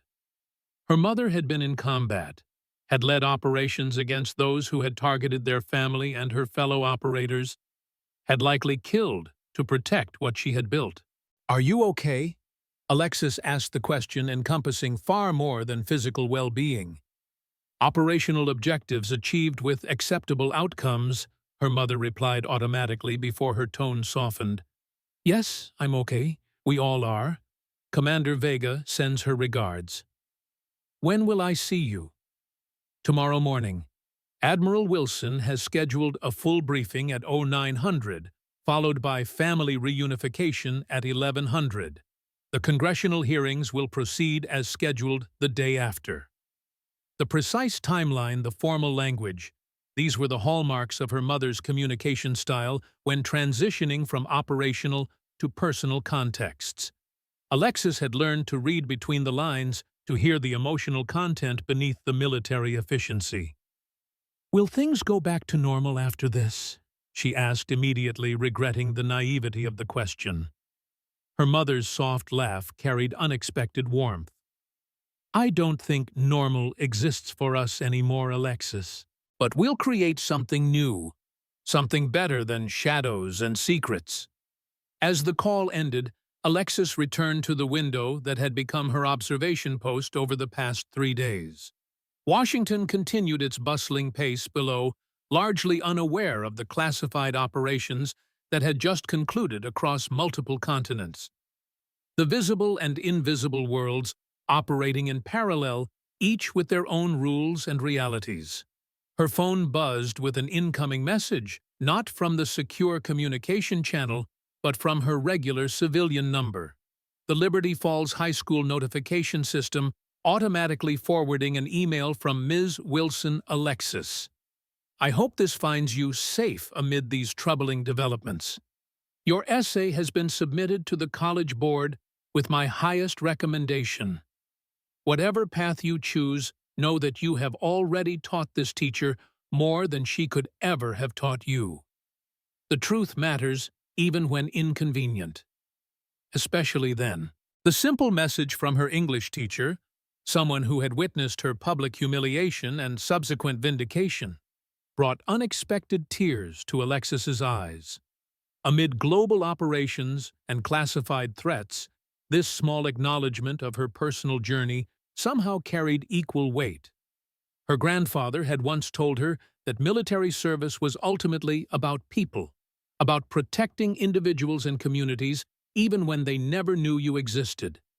For 15 years, her mother had served in shadows, protecting a nation that couldn't acknowledge her contribution. Now that nation knew, and the acknowledgement had brought both danger and possibility. As dawn broke over Washington, on what would be the final day of her protective isolation, Alexis Reed stood at the threshold between the classified world she had always known and the public one she was about to enter. The path ahead remained uncertain, filled with congressional hearings, media attention, and the complex navigation of a life suddenly illuminated after years in shadow. But for the first time, she would walk that path with her mother beside her, both of them visible in the light. Morning light streamed through the windows of the Pentagon's Executive Briefing Center as Alexis Reed sat beside her grandfather, watching senior military and government officials file into the room. The tension was palpable, a mixture of anticipation and lingering concern, following 3 days of coordinated operations against those who had targeted the Athena personnel and their families. Admiral Catherine Wilson entered last, accompanied by the Secretary of Defense and what appeared to be representatives from multiple intelligence agencies. The room stood at attention until the Secretary gestured for everyone to be seated. "Operation Aegis Shield has concluded its active phase," Admiral Wilson announced without preamble. "All primary threat nodes have been neutralized, and domestic connections are now under federal investigation. I want to recognize the extraordinary work of our Athena teams, who less than 72 hours after public disclosure successfully countered a sophisticated multinational threat." The Secretary of Defense nodded in acknowledgement.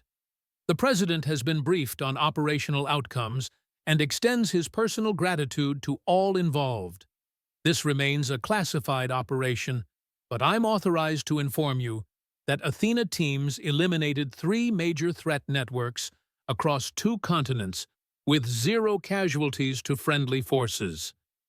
As the briefing continued, Alexis scanned the room for her mother, who had not yet appeared. Colonel Reed seemed to sense her concern, leaning closer to whisper, "Transport delay. ETA 30 minutes." And the operational details unfolded with clinical precision. The connection between domestic extremists in Liberty Falls and international terrorist networks, the evidence trail that had led to simultaneous raids in multiple locations, the intelligence value of captured materials that would inform future security measures. For Alexis, the technical briefing carried dual significance. On one level, it represented the successful protection of her family and others like them. On another, it confirmed what she had always known about her mother, that Commander Elaine Reed possessed skills and capabilities that existed in a different dimension from ordinary human experience. Domestic prosecution will proceed under relevant federal statutes, a Justice Department representative was explaining. Superintendent Harrington, Mayor Morrison, and 6 other Liberty Falls conspirators are facing multiple charges, including material support for terrorism and conspiracy against the United States government. "Liberty Falls," the Secretary of Defense commented, shaking his head. "A town that prided itself on patriotism, harboring individuals plotting against our military personnel. The irony is considerable." "Not the entire town, sir," Admiral Wilson corrected. "A small but influential network within the community. We should acknowledge that other Liberty Falls residents, including Master Chief Washburn, provided crucial assistance." Alexis felt a surge of complicated emotions at the mention of her hometown. The community that had witnessed her public humiliation now featured in classified Pentagon briefings as a hotbed of extremism. The place where she had grown up, attended school, formed her identity, forever transformed by the revelation of her mother's true service record. The briefing room door opened quietly, and heads turned as Commander Elaine Reed entered, still dressed in operational uniform rather than standard Navy attire. The room fell silent as she approached Admiral Wilson, exchanged a brief salute, and took the offered seat at the main table. Even from a distance, Alexis could see the subtle signs of operational strain in her mother's bearing. The slight tightness around her eyes, the measured precision of each movement that spoke of physical fatigue, controlled through sheer discipline. These were the familiar markers of her mother's return from classified deployments, visible only to those who knew what to look for. "Commander Reed," the Secretary acknowledged, "your timing is excellent. We've just completed the operational overview." "Thank you, Mr. Secretary," Elaine replied, her voice steady despite evident exhaustion. "Team Athena 1 has submitted full after-action reports through appropriate channels. All operational objectives were achieved with mission parameters maintained." The clinical language of military reporting couldn't disguise the reality it described. Her mother had led a team against people who had threatened their family, had engaged in combat operations against domestic terrorists, working with international networks. The professional detachment with which she delivered this information was itself a testament to the compartmentalization required by her role. The remaining agenda items concern public disclosure and congressional testimony.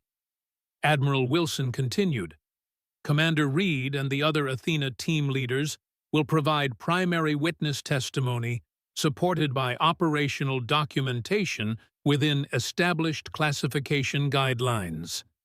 As the briefing shifted to public relations strategy and congressional preparation, Alexis watched her mother's face, searching for the woman beneath the commander. A brief moment of connection occurred when Elaine's eyes found hers across the room.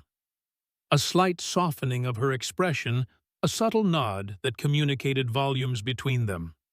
"I see you. I'm here. We survived." When the briefing concluded, the room emptied of all but essential personnel, creating the secure environment for what Admiral Wilson had termed family reunification, the military's clinical description for allowing Alexis to finally embrace her mother after days of separation and danger. Elaine crossed the room with measured steps, military bearing maintained until she reached her daughter. Then something shifted the commander's posture, yielding to the mother's emotion as she pulled Alexis into a fierce embrace.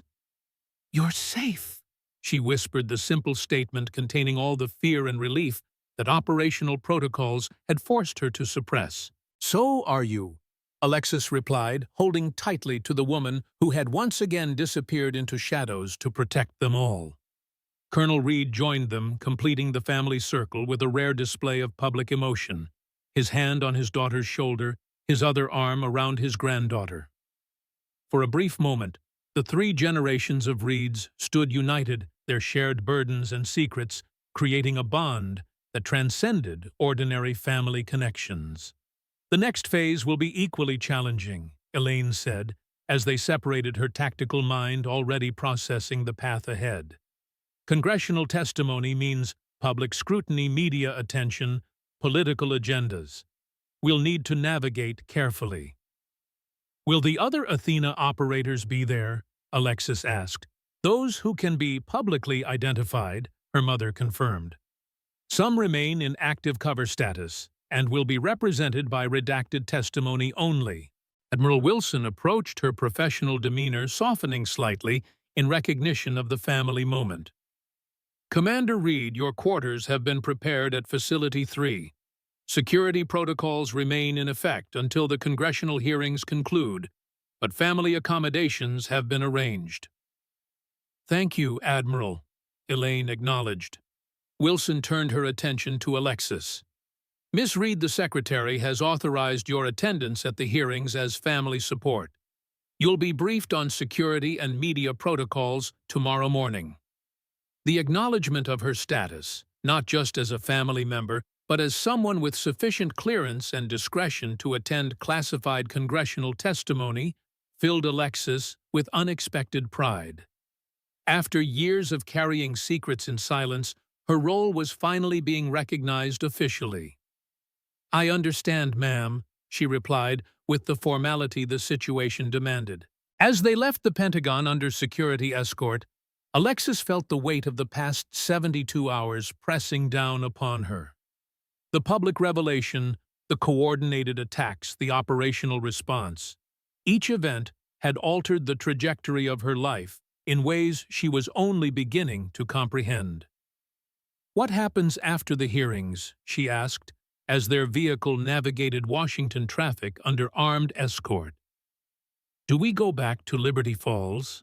Her mother and grandfather exchanged a look laden with unspoken communication before Elaine answered. "Liberty Falls may not be viable in the immediate term. The community has been compromised, and security assessments suggest elevated risk levels, even with the primary conspirators in custody. So where do we go?" "That's a decision we'll make together," her mother replied, reaching across to squeeze her hand.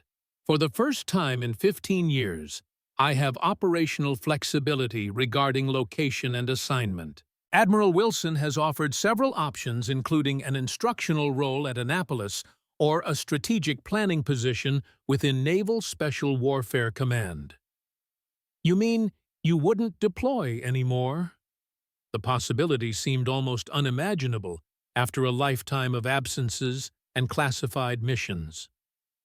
"My operational status would change," Elaine clarified carefully. "Athena team leaders are transitioning to advisory and training roles as the program expands into its next phase. We've proven the concept. Now, we build the future." The implications settled over Alexis like a warming sunrise, gradual illumination of possibilities that had never existed before. A future where her mother wasn't a ghost, where military achievements could be acknowledged, where family connections didn't require elaborate cover stories. As their vehicle turned into the secure government compound that would be their temporary home, Alexis found herself studying her mother's profile, seeing both the familiar features she had inherited and the unfamiliar aspects of a woman she was only now beginning to truly know. "I have questions," she said simply. "Things I never felt I could ask before." Elaine nodded, understanding immediately. "And I have answers I'm finally permitted to give. That's where we start rebuilding, with truth between us." The Hart Senate office building hummed with anticipation as the Armed Services Committee prepared for what media outlets had dubbed the Shadow Warriors hearings. Security measures had transformed the normally accessible government building into a fortress. Magnetometers at every entrance, tactical teams positioned at strategic points, counter-surveillance measures active throughout the complex. Alexis sat in the designated family section behind the witness table, Colonel Reed beside her in full dress uniform. The gallery was filled with military personnel, government officials, and carefully screened media representatives. Outside, crowds had gathered beyond security perimeters, a mixture of supporters, protesters, and curious onlookers drawn by the historic nature of the proceedings. At precisely 10:00 a.m., the committee chairman called the session to order. "Today, we begin hearings on Project Athena, the previously classified program integrating female operators into naval special warfare and other elite military units. These hearings will examine the program's development, operational effectiveness, and implications for future military policy." The chamber doors opened, and 14 women in naval dress uniforms entered in formation led by Commander Elaine Reed. Their combined decorations represented some of the highest military honors the nation bestowed, many previously attributed to unnamed operators or listed under cover identities. As they took their seats at the witness table, a palpable electricity filled the room, the weight of history being acknowledged, of shadows receding to reveal truths long hidden from public view. "Commander Reed," the chairman began, after swearing in the witnesses, "for the record, please state your name, rank, and a brief summary of your military service." Elaine leaned toward the microphone, her voice steady and clear. "Commander Elaine Margaret Reed, United States Navy. I have served 22 years, including 15 years as an operator with Naval Special Warfare Development Group under the classified designation Project Athena. My operational record includes 37 combat deployments across 17 countries."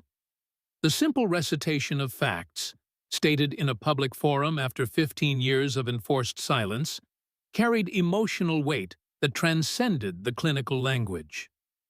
Alexis watched her mother's face, noting the subtle interplay of pride, relief, and lingering caution that characterized this moment of transition from shadows into light. "Commander Reed," a senior senator continued, "can you explain for the committee how Project Athena originated and what operational gaps it was designed to address?" "Yes, Senator," Elaine replied. "In 2008, military leadership identified specific operational environments where traditional male special operations teams faced limitations due to cultural and religious restrictions in target regions. Initial analysis suggested female operators might achieve mission objectives in contexts where male teams encountered barriers to access." And was this hypothesis proven correct in field operations? The operational record speaks for itself, Senator. Athena teams completed missions with a 94% success rate across multiple theaters, including several high-value target acquisitions that had eluded traditional teams. The questioning continued for hours, alternating between operational details, policy implications, and future recommendations. Throughout, Commander Reed and her fellow operators maintained professional composure while delivering testimony that systematically dismantled decades of assumptions about gender limitations in elite military units. When discussion turned to the recent attacks against Athena personnel and their families, Elaine's testimony became particularly pointed. The backlash we experienced represents the same resistance that necessitated the program's classification for 15 years. Certain individuals and organizations remain ideologically opposed to female integration, regardless of operational evidence. Including those arrested in Liberty Falls, a committee member inquired. Those individuals represent a particular manifestation of a broader problem, Elaine replied carefully. They leveraged their positions of authority to establish connections with extremist networks that view gender integration as an existential threat to military effectiveness. And your daughter was targeted as a result of these connections, the senator observed, glancing toward Alexis in the family section. My daughter became collateral damage in an ideological battle that began long before her birth.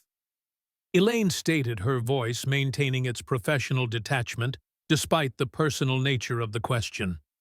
She demonstrated exceptional courage and discretion under circumstances that would challenge seasoned intelligence officers. The acknowledgement delivered in the formal setting of congressional testimony sent a wave of emotion through Alexis that she struggled to contain. For years, she had carried her mother's secrets without recognition or acknowledgement. Now that same burden was being publicly honored before the nation's legislative leadership. As the first day of hearings concluded, Alexis found herself surrounded by a protective formation of naval officers as they exited the building. The media presence outside was overwhelming. Cameras, microphones, reporters shouting questions as they moved toward their secure transportation. Commander Reed, how does it feel to finally be acknowledged after 15 years of classified service? Miss Reed, did you always know your mother was a Navy SEAL? Commander, will you comment on the Liberty Falls conspiracy and its connection to anti-integration extremism? The questions blurred together as security personnel created a pathway through the crowd. Alexis maintained the composed expression her grandfather had coached her to present for public appearances, neutral, dignified, revealing nothing while acknowledging everything. Their vehicle pulled away from the curb under police escort, leaving the media frenzy behind. Inside, Commander Reed removed her service cap and exhaled slowly, the first sign of fatigue she had displayed since the hearings began. You did well, Colonel Reed told his daughter. Clear, factual, appropriately limited in classified disclosures. It feels strange, Elaine admitted, discussing operations I've spent years pretending never happened, like speaking a language I've only ever thought in before. You were amazing, Alexis said simply. Everyone could see it. Her mother's smile held a complexity of emotions, pride in service, finally acknowledged concern for the path ahead. Awareness of the responsibility that public recognition carried with it. Tomorrow will be more challenging, she cautioned. The policy implications, the future of the program, the integration questions, that's where the real battle begins. Battle? Alexis questioned. I thought the operational phase was complete. Different battlefield, same war, Colonel Reed explained. Military policy changes face resistance that can be as fierce as any combat zone just fought with different weapons.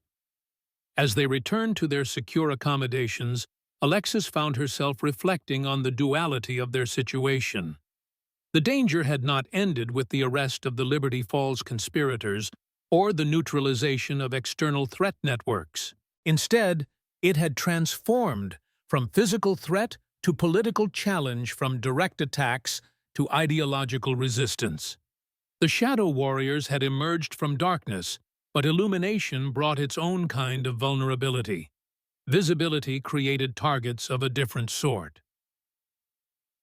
Over the next 5 days, the congressional hearings unfolded with increasing intensity.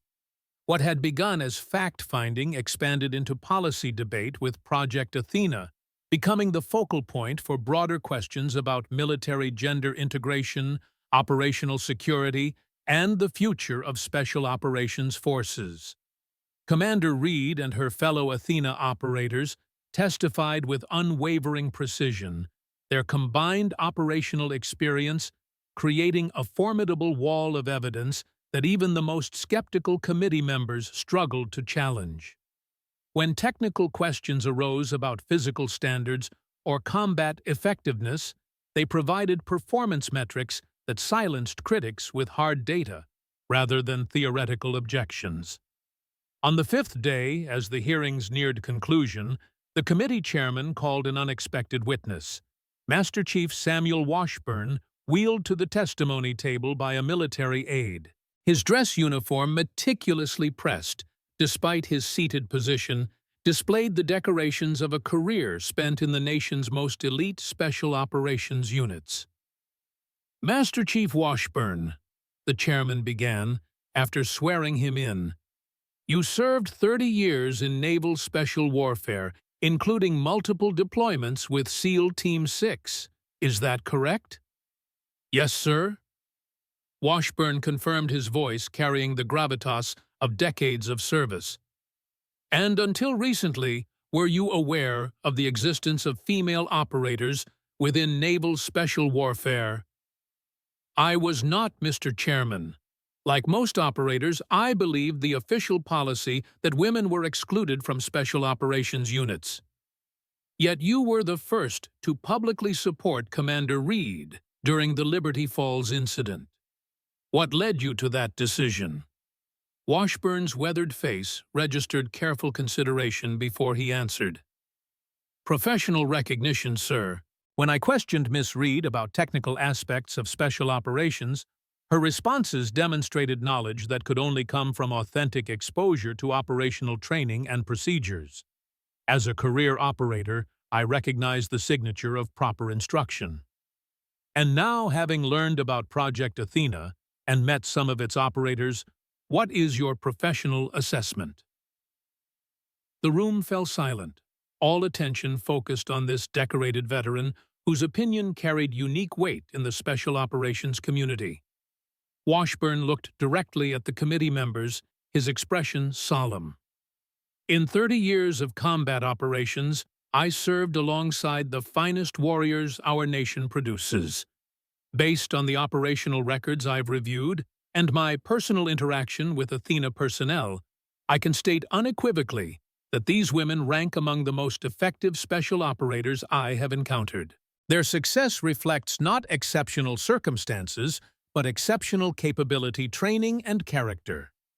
The statement, delivered with the authority of someone who had spent his life in the world's most elite military units, created a ripple effect through the chamber. Here was validation from within the special operations community itself, not political expediency or social engineering, but professional acknowledgement from a decorated SEAL. If you were still in command position, a senator asked, would you welcome Athena operators into your team? Senator, Washburn replied without hesitation. I would consider it a privilege to serve alongside any operator with their qualifications, regardless of gender. The only relevant question in combat is capability, and these women have proven theirs beyond any reasonable doubt. When the day's session concluded, the committee chairman made an unprecedented announcement.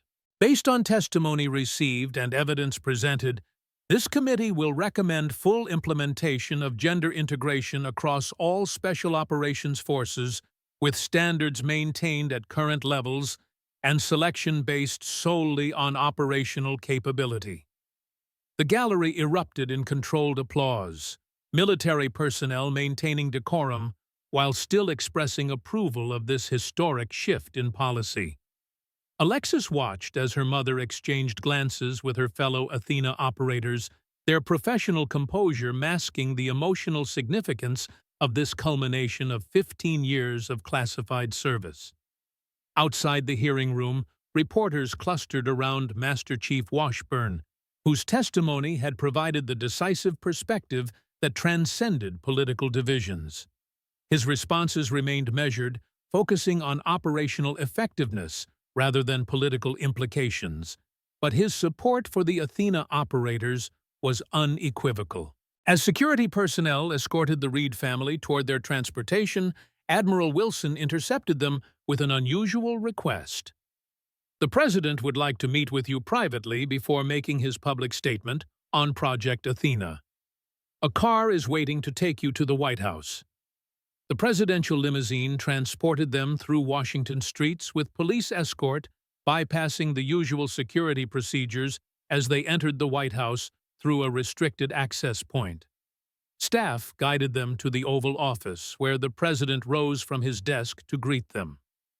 "Commander Reed," he said, extending his hand to Elaine, "your testimony these past days has been extraordinary. The nation owes you and your fellow operators a debt we can never fully repay." "Thank you, Mr. President," Elaine replied with the formal courtesy her position required.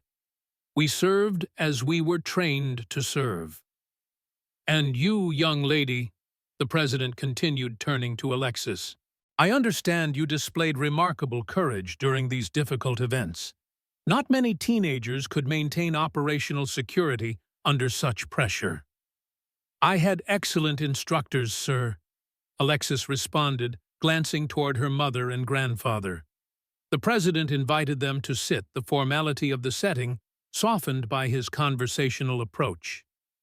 "I've been briefed on the committee's recommendations and fully support their conclusions. Tomorrow, I'll sign an executive order implementing comprehensive integration of qualified female personnel into all special operations units." "That represents significant policy evolution, Mr. President," Colonel Reed observed diplomatically. "Evolution driven by operational evidence rather than political consideration," the president clarified. "The Athena records speak for themselves. 15 years of exemplary service that can no longer be ignored or minimized." He turned his attention back to Commander Reed. "Which brings me to a more personal matter. The White House Correspondents' Dinner takes place next week. I would like to recognize you and your fellow Athena operators as my special guests with a formal presentation of the Presidential Medal of Freedom to acknowledge your historic contributions." The invitation, to step from classified shadows directly into the brightest spotlight of public recognition, clearly caught Elaine off guard. For 15 years, she had operated with the understanding that her service would never be acknowledged. Now, the nation's highest civilian honor would be bestowed in a ceremony attended by political leaders, military brass, and media representatives from across the country. "Mr. President," she began carefully, "while I appreciate the honor, such public recognition carries security implications for operators who have conducted sensitive missions in multiple theaters. All security concerns have been addressed through appropriate channels," the president assured her. "Admiral Wilson has personally reviewed the protocols. This isn't just about honoring your service, Commander. It's about establishing the historical record correctly for future generations." As they left the White House 30 minutes later, Alexis studied her mother's expression, recognizing the complex emotions beneath her composed exterior. Recognition at this level represented validation of everything she had sacrificed, yet it also marked irreversible transition from the operational world that had defined her career. "Are you okay with this?" she asked, as their car pulled away from the White House gates. Elaine's smile held a mixture of pride and wistfulness. 15 years ago, when I joined Project Athena, I accepted that my service would never be acknowledged. Now it will be recorded in history books and taught at the Naval Academy. It's an adjustment. A necessary one, Colonel Reed added. The next generation of female operators deserves to know they stand on your shoulders. And the Medal of Freedom, Alexis pressed, is for all 24 of us, her mother corrected, including Lieutenant Commander Hayes, who gave her life last year in an operation that saved hundreds of civilians. Her family will finally know the truth about how their daughter served. The car passed the Washington Monument, its stone obelisk reaching toward the afternoon sky, a permanent marker of American history and sacrifice.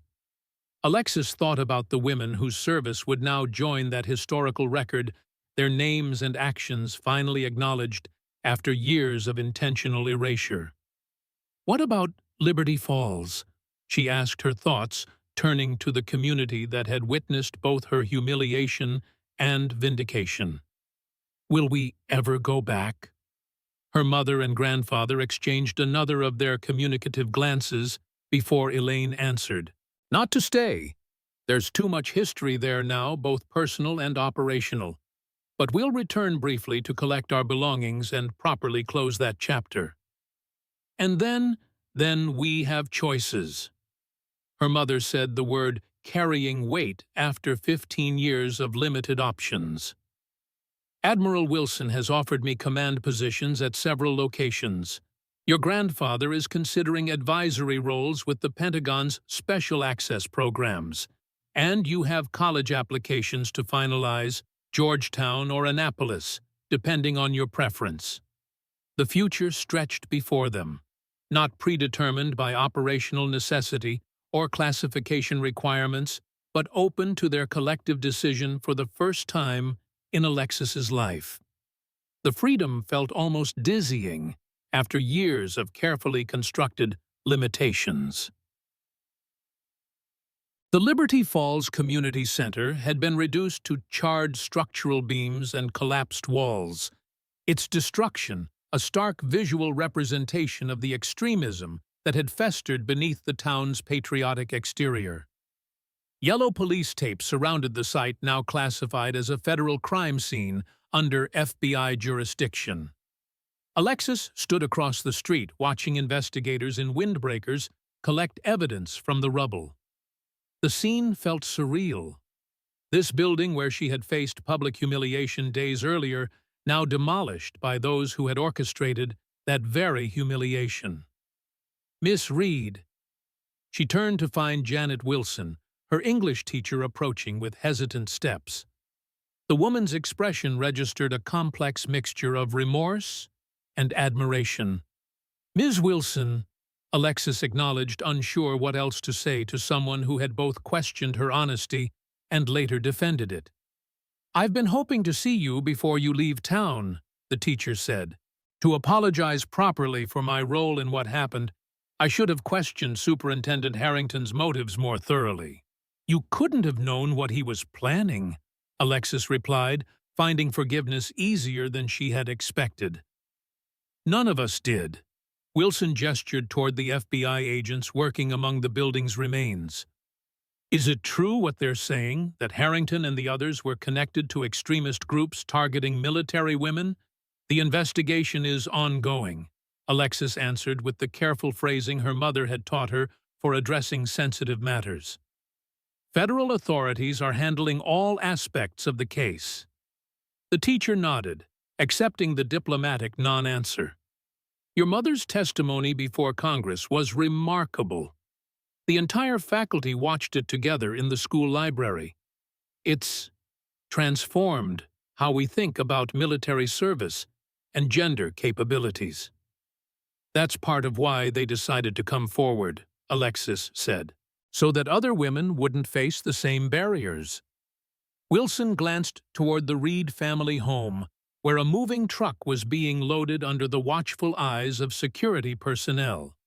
You're not returning to Liberty Falls High School, I take it? No, we're relocating permanently. Security considerations.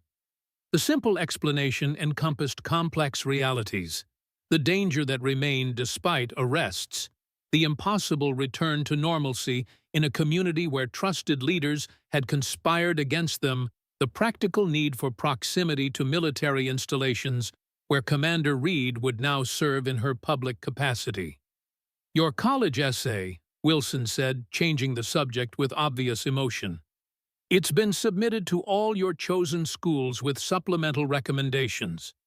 After the congressional hearings, I received calls from admission officers who recognized your name. I suspect you'll have multiple acceptance letters waiting. "Thank you for supporting my application," Alexis replied, the ordinary conversation about college admissions feeling strangely disconnected from the extraordinary circumstances surrounding them. "Your essay title seems particularly appropriate now," Wilson observed with a sad smile. "Invisible Legacies, the Weight and Worth of Unacknowledged Truth." It's become something of a teaching example in our department. As they parted ways, Alexis walked back toward her family home for the final time.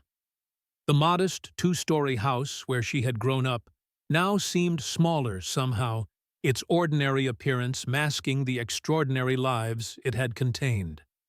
For years, this unremarkable residence had housed 3 generations of military service: her grandfather's legendary SEAL career, her mother's classified operations, her own carefully constructed cover as a normal teenager carrying abnormal secrets. Inside, Commander Reed and Colonel William were supervising the careful packing of family possessions, ensuring that classified materials were properly secured for transport, while personal items were treated with appropriate care.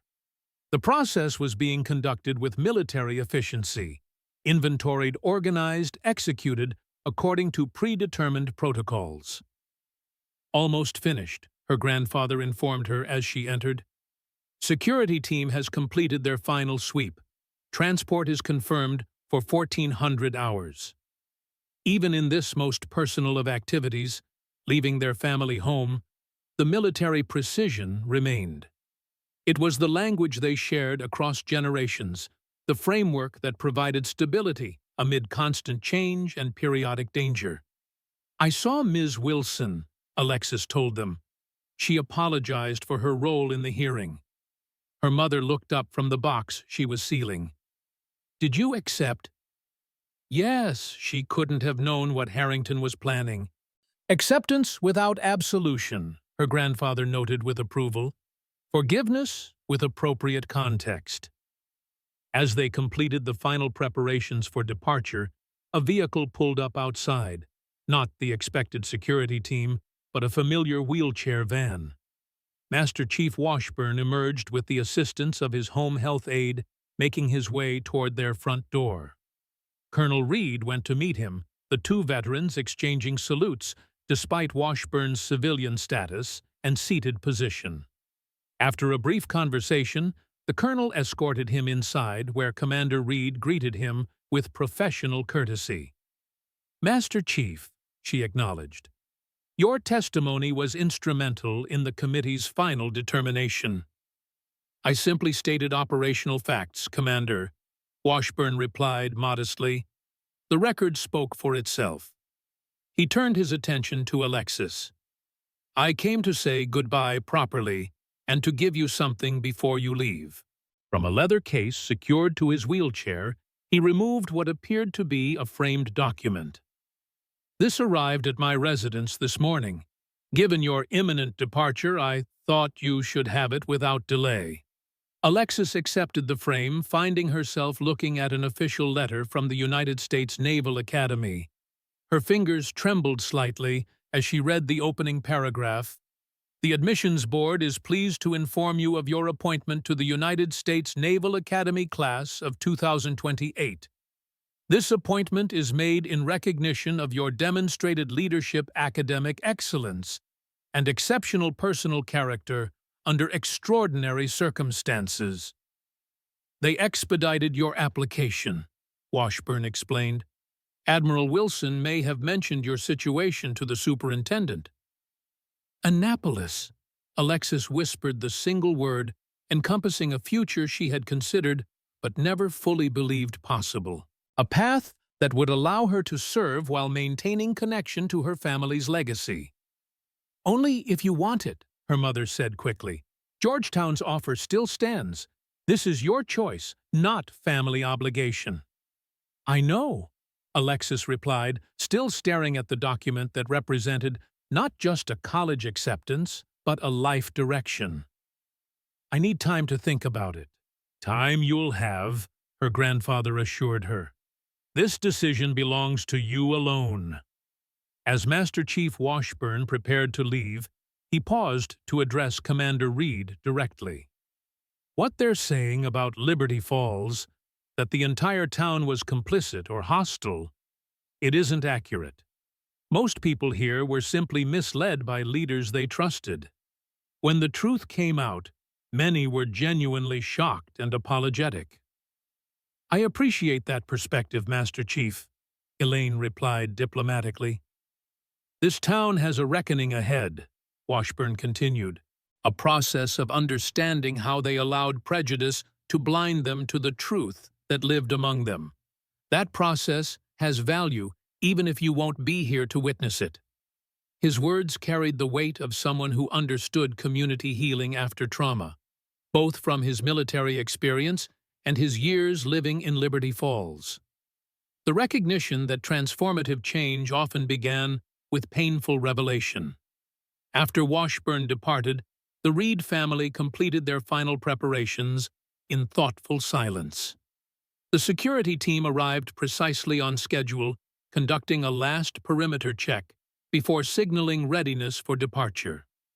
Standing on the front porch one final time, Alexis took a moment to absorb the view she had known her entire life. The quiet street where she had learned to ride a bicycle, the oak tree where her grandfather had taught her to assess sightlines and identify approaches, the distant hills where her mother had trained her in navigation and endurance. Liberty Falls had been both haven and prison, a place of safety and isolation, of community and exclusion. Leaving felt like both loss and liberation.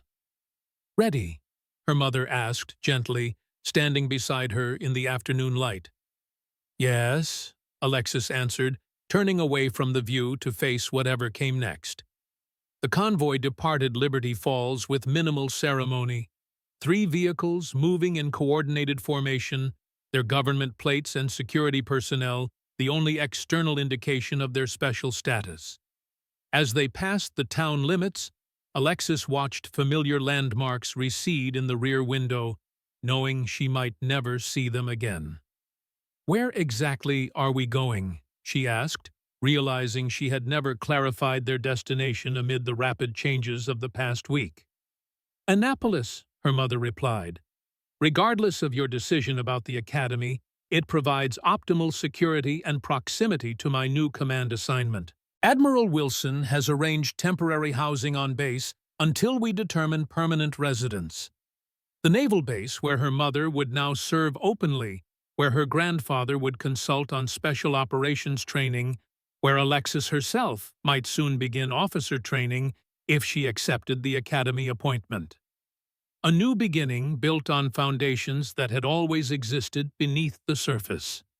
As their vehicles merged onto the highway, leaving Liberty Falls far behind, Alexis found herself reflecting on the extraordinary journey that had begun with a simple college essay.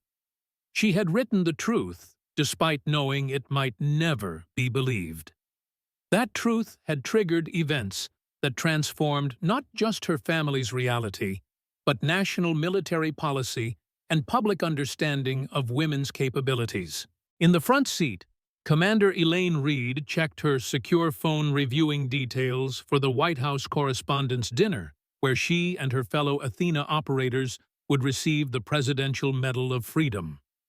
Colonel Williams studied satellite maps of their route, old habits of security awareness never fully relinquished, despite the protection surrounding them.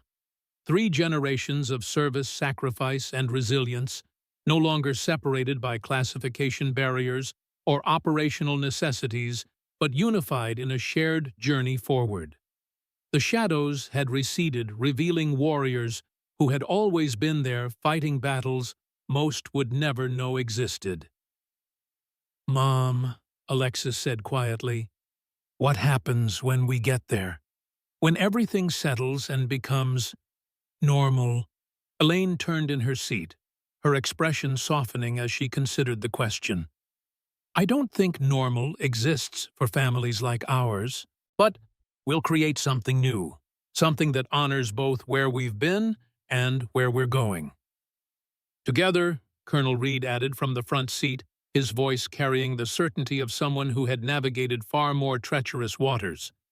That's the difference. Whatever comes next, we face it together in the light. As their convoy continued eastward toward Annapolis, toward new beginnings and public acknowledgement, Alexis Reed watched America pass by outside her window. The country her family had served in shadows for generations would now know their names, their sacrifices, their contributions to national security and military evolution. The shadow warriors had emerged into daylight forever, changing the narrative of who could serve, who could lead, who could stand on the front lines of freedom's defense. And though challenges remained, policy implementations, cultural adjustments, lingering resistance, the truth once revealed had altered everything. Not just for the Reed family, but for every young woman who would now see possibilities where barriers once stood. For every military unit that would evaluate candidates on capability rather than category. For every American who would understand that heroism wore no single face, followed no predetermined pattern, respected no arbitrary limitation. The future awaited them, not in shadows but in light.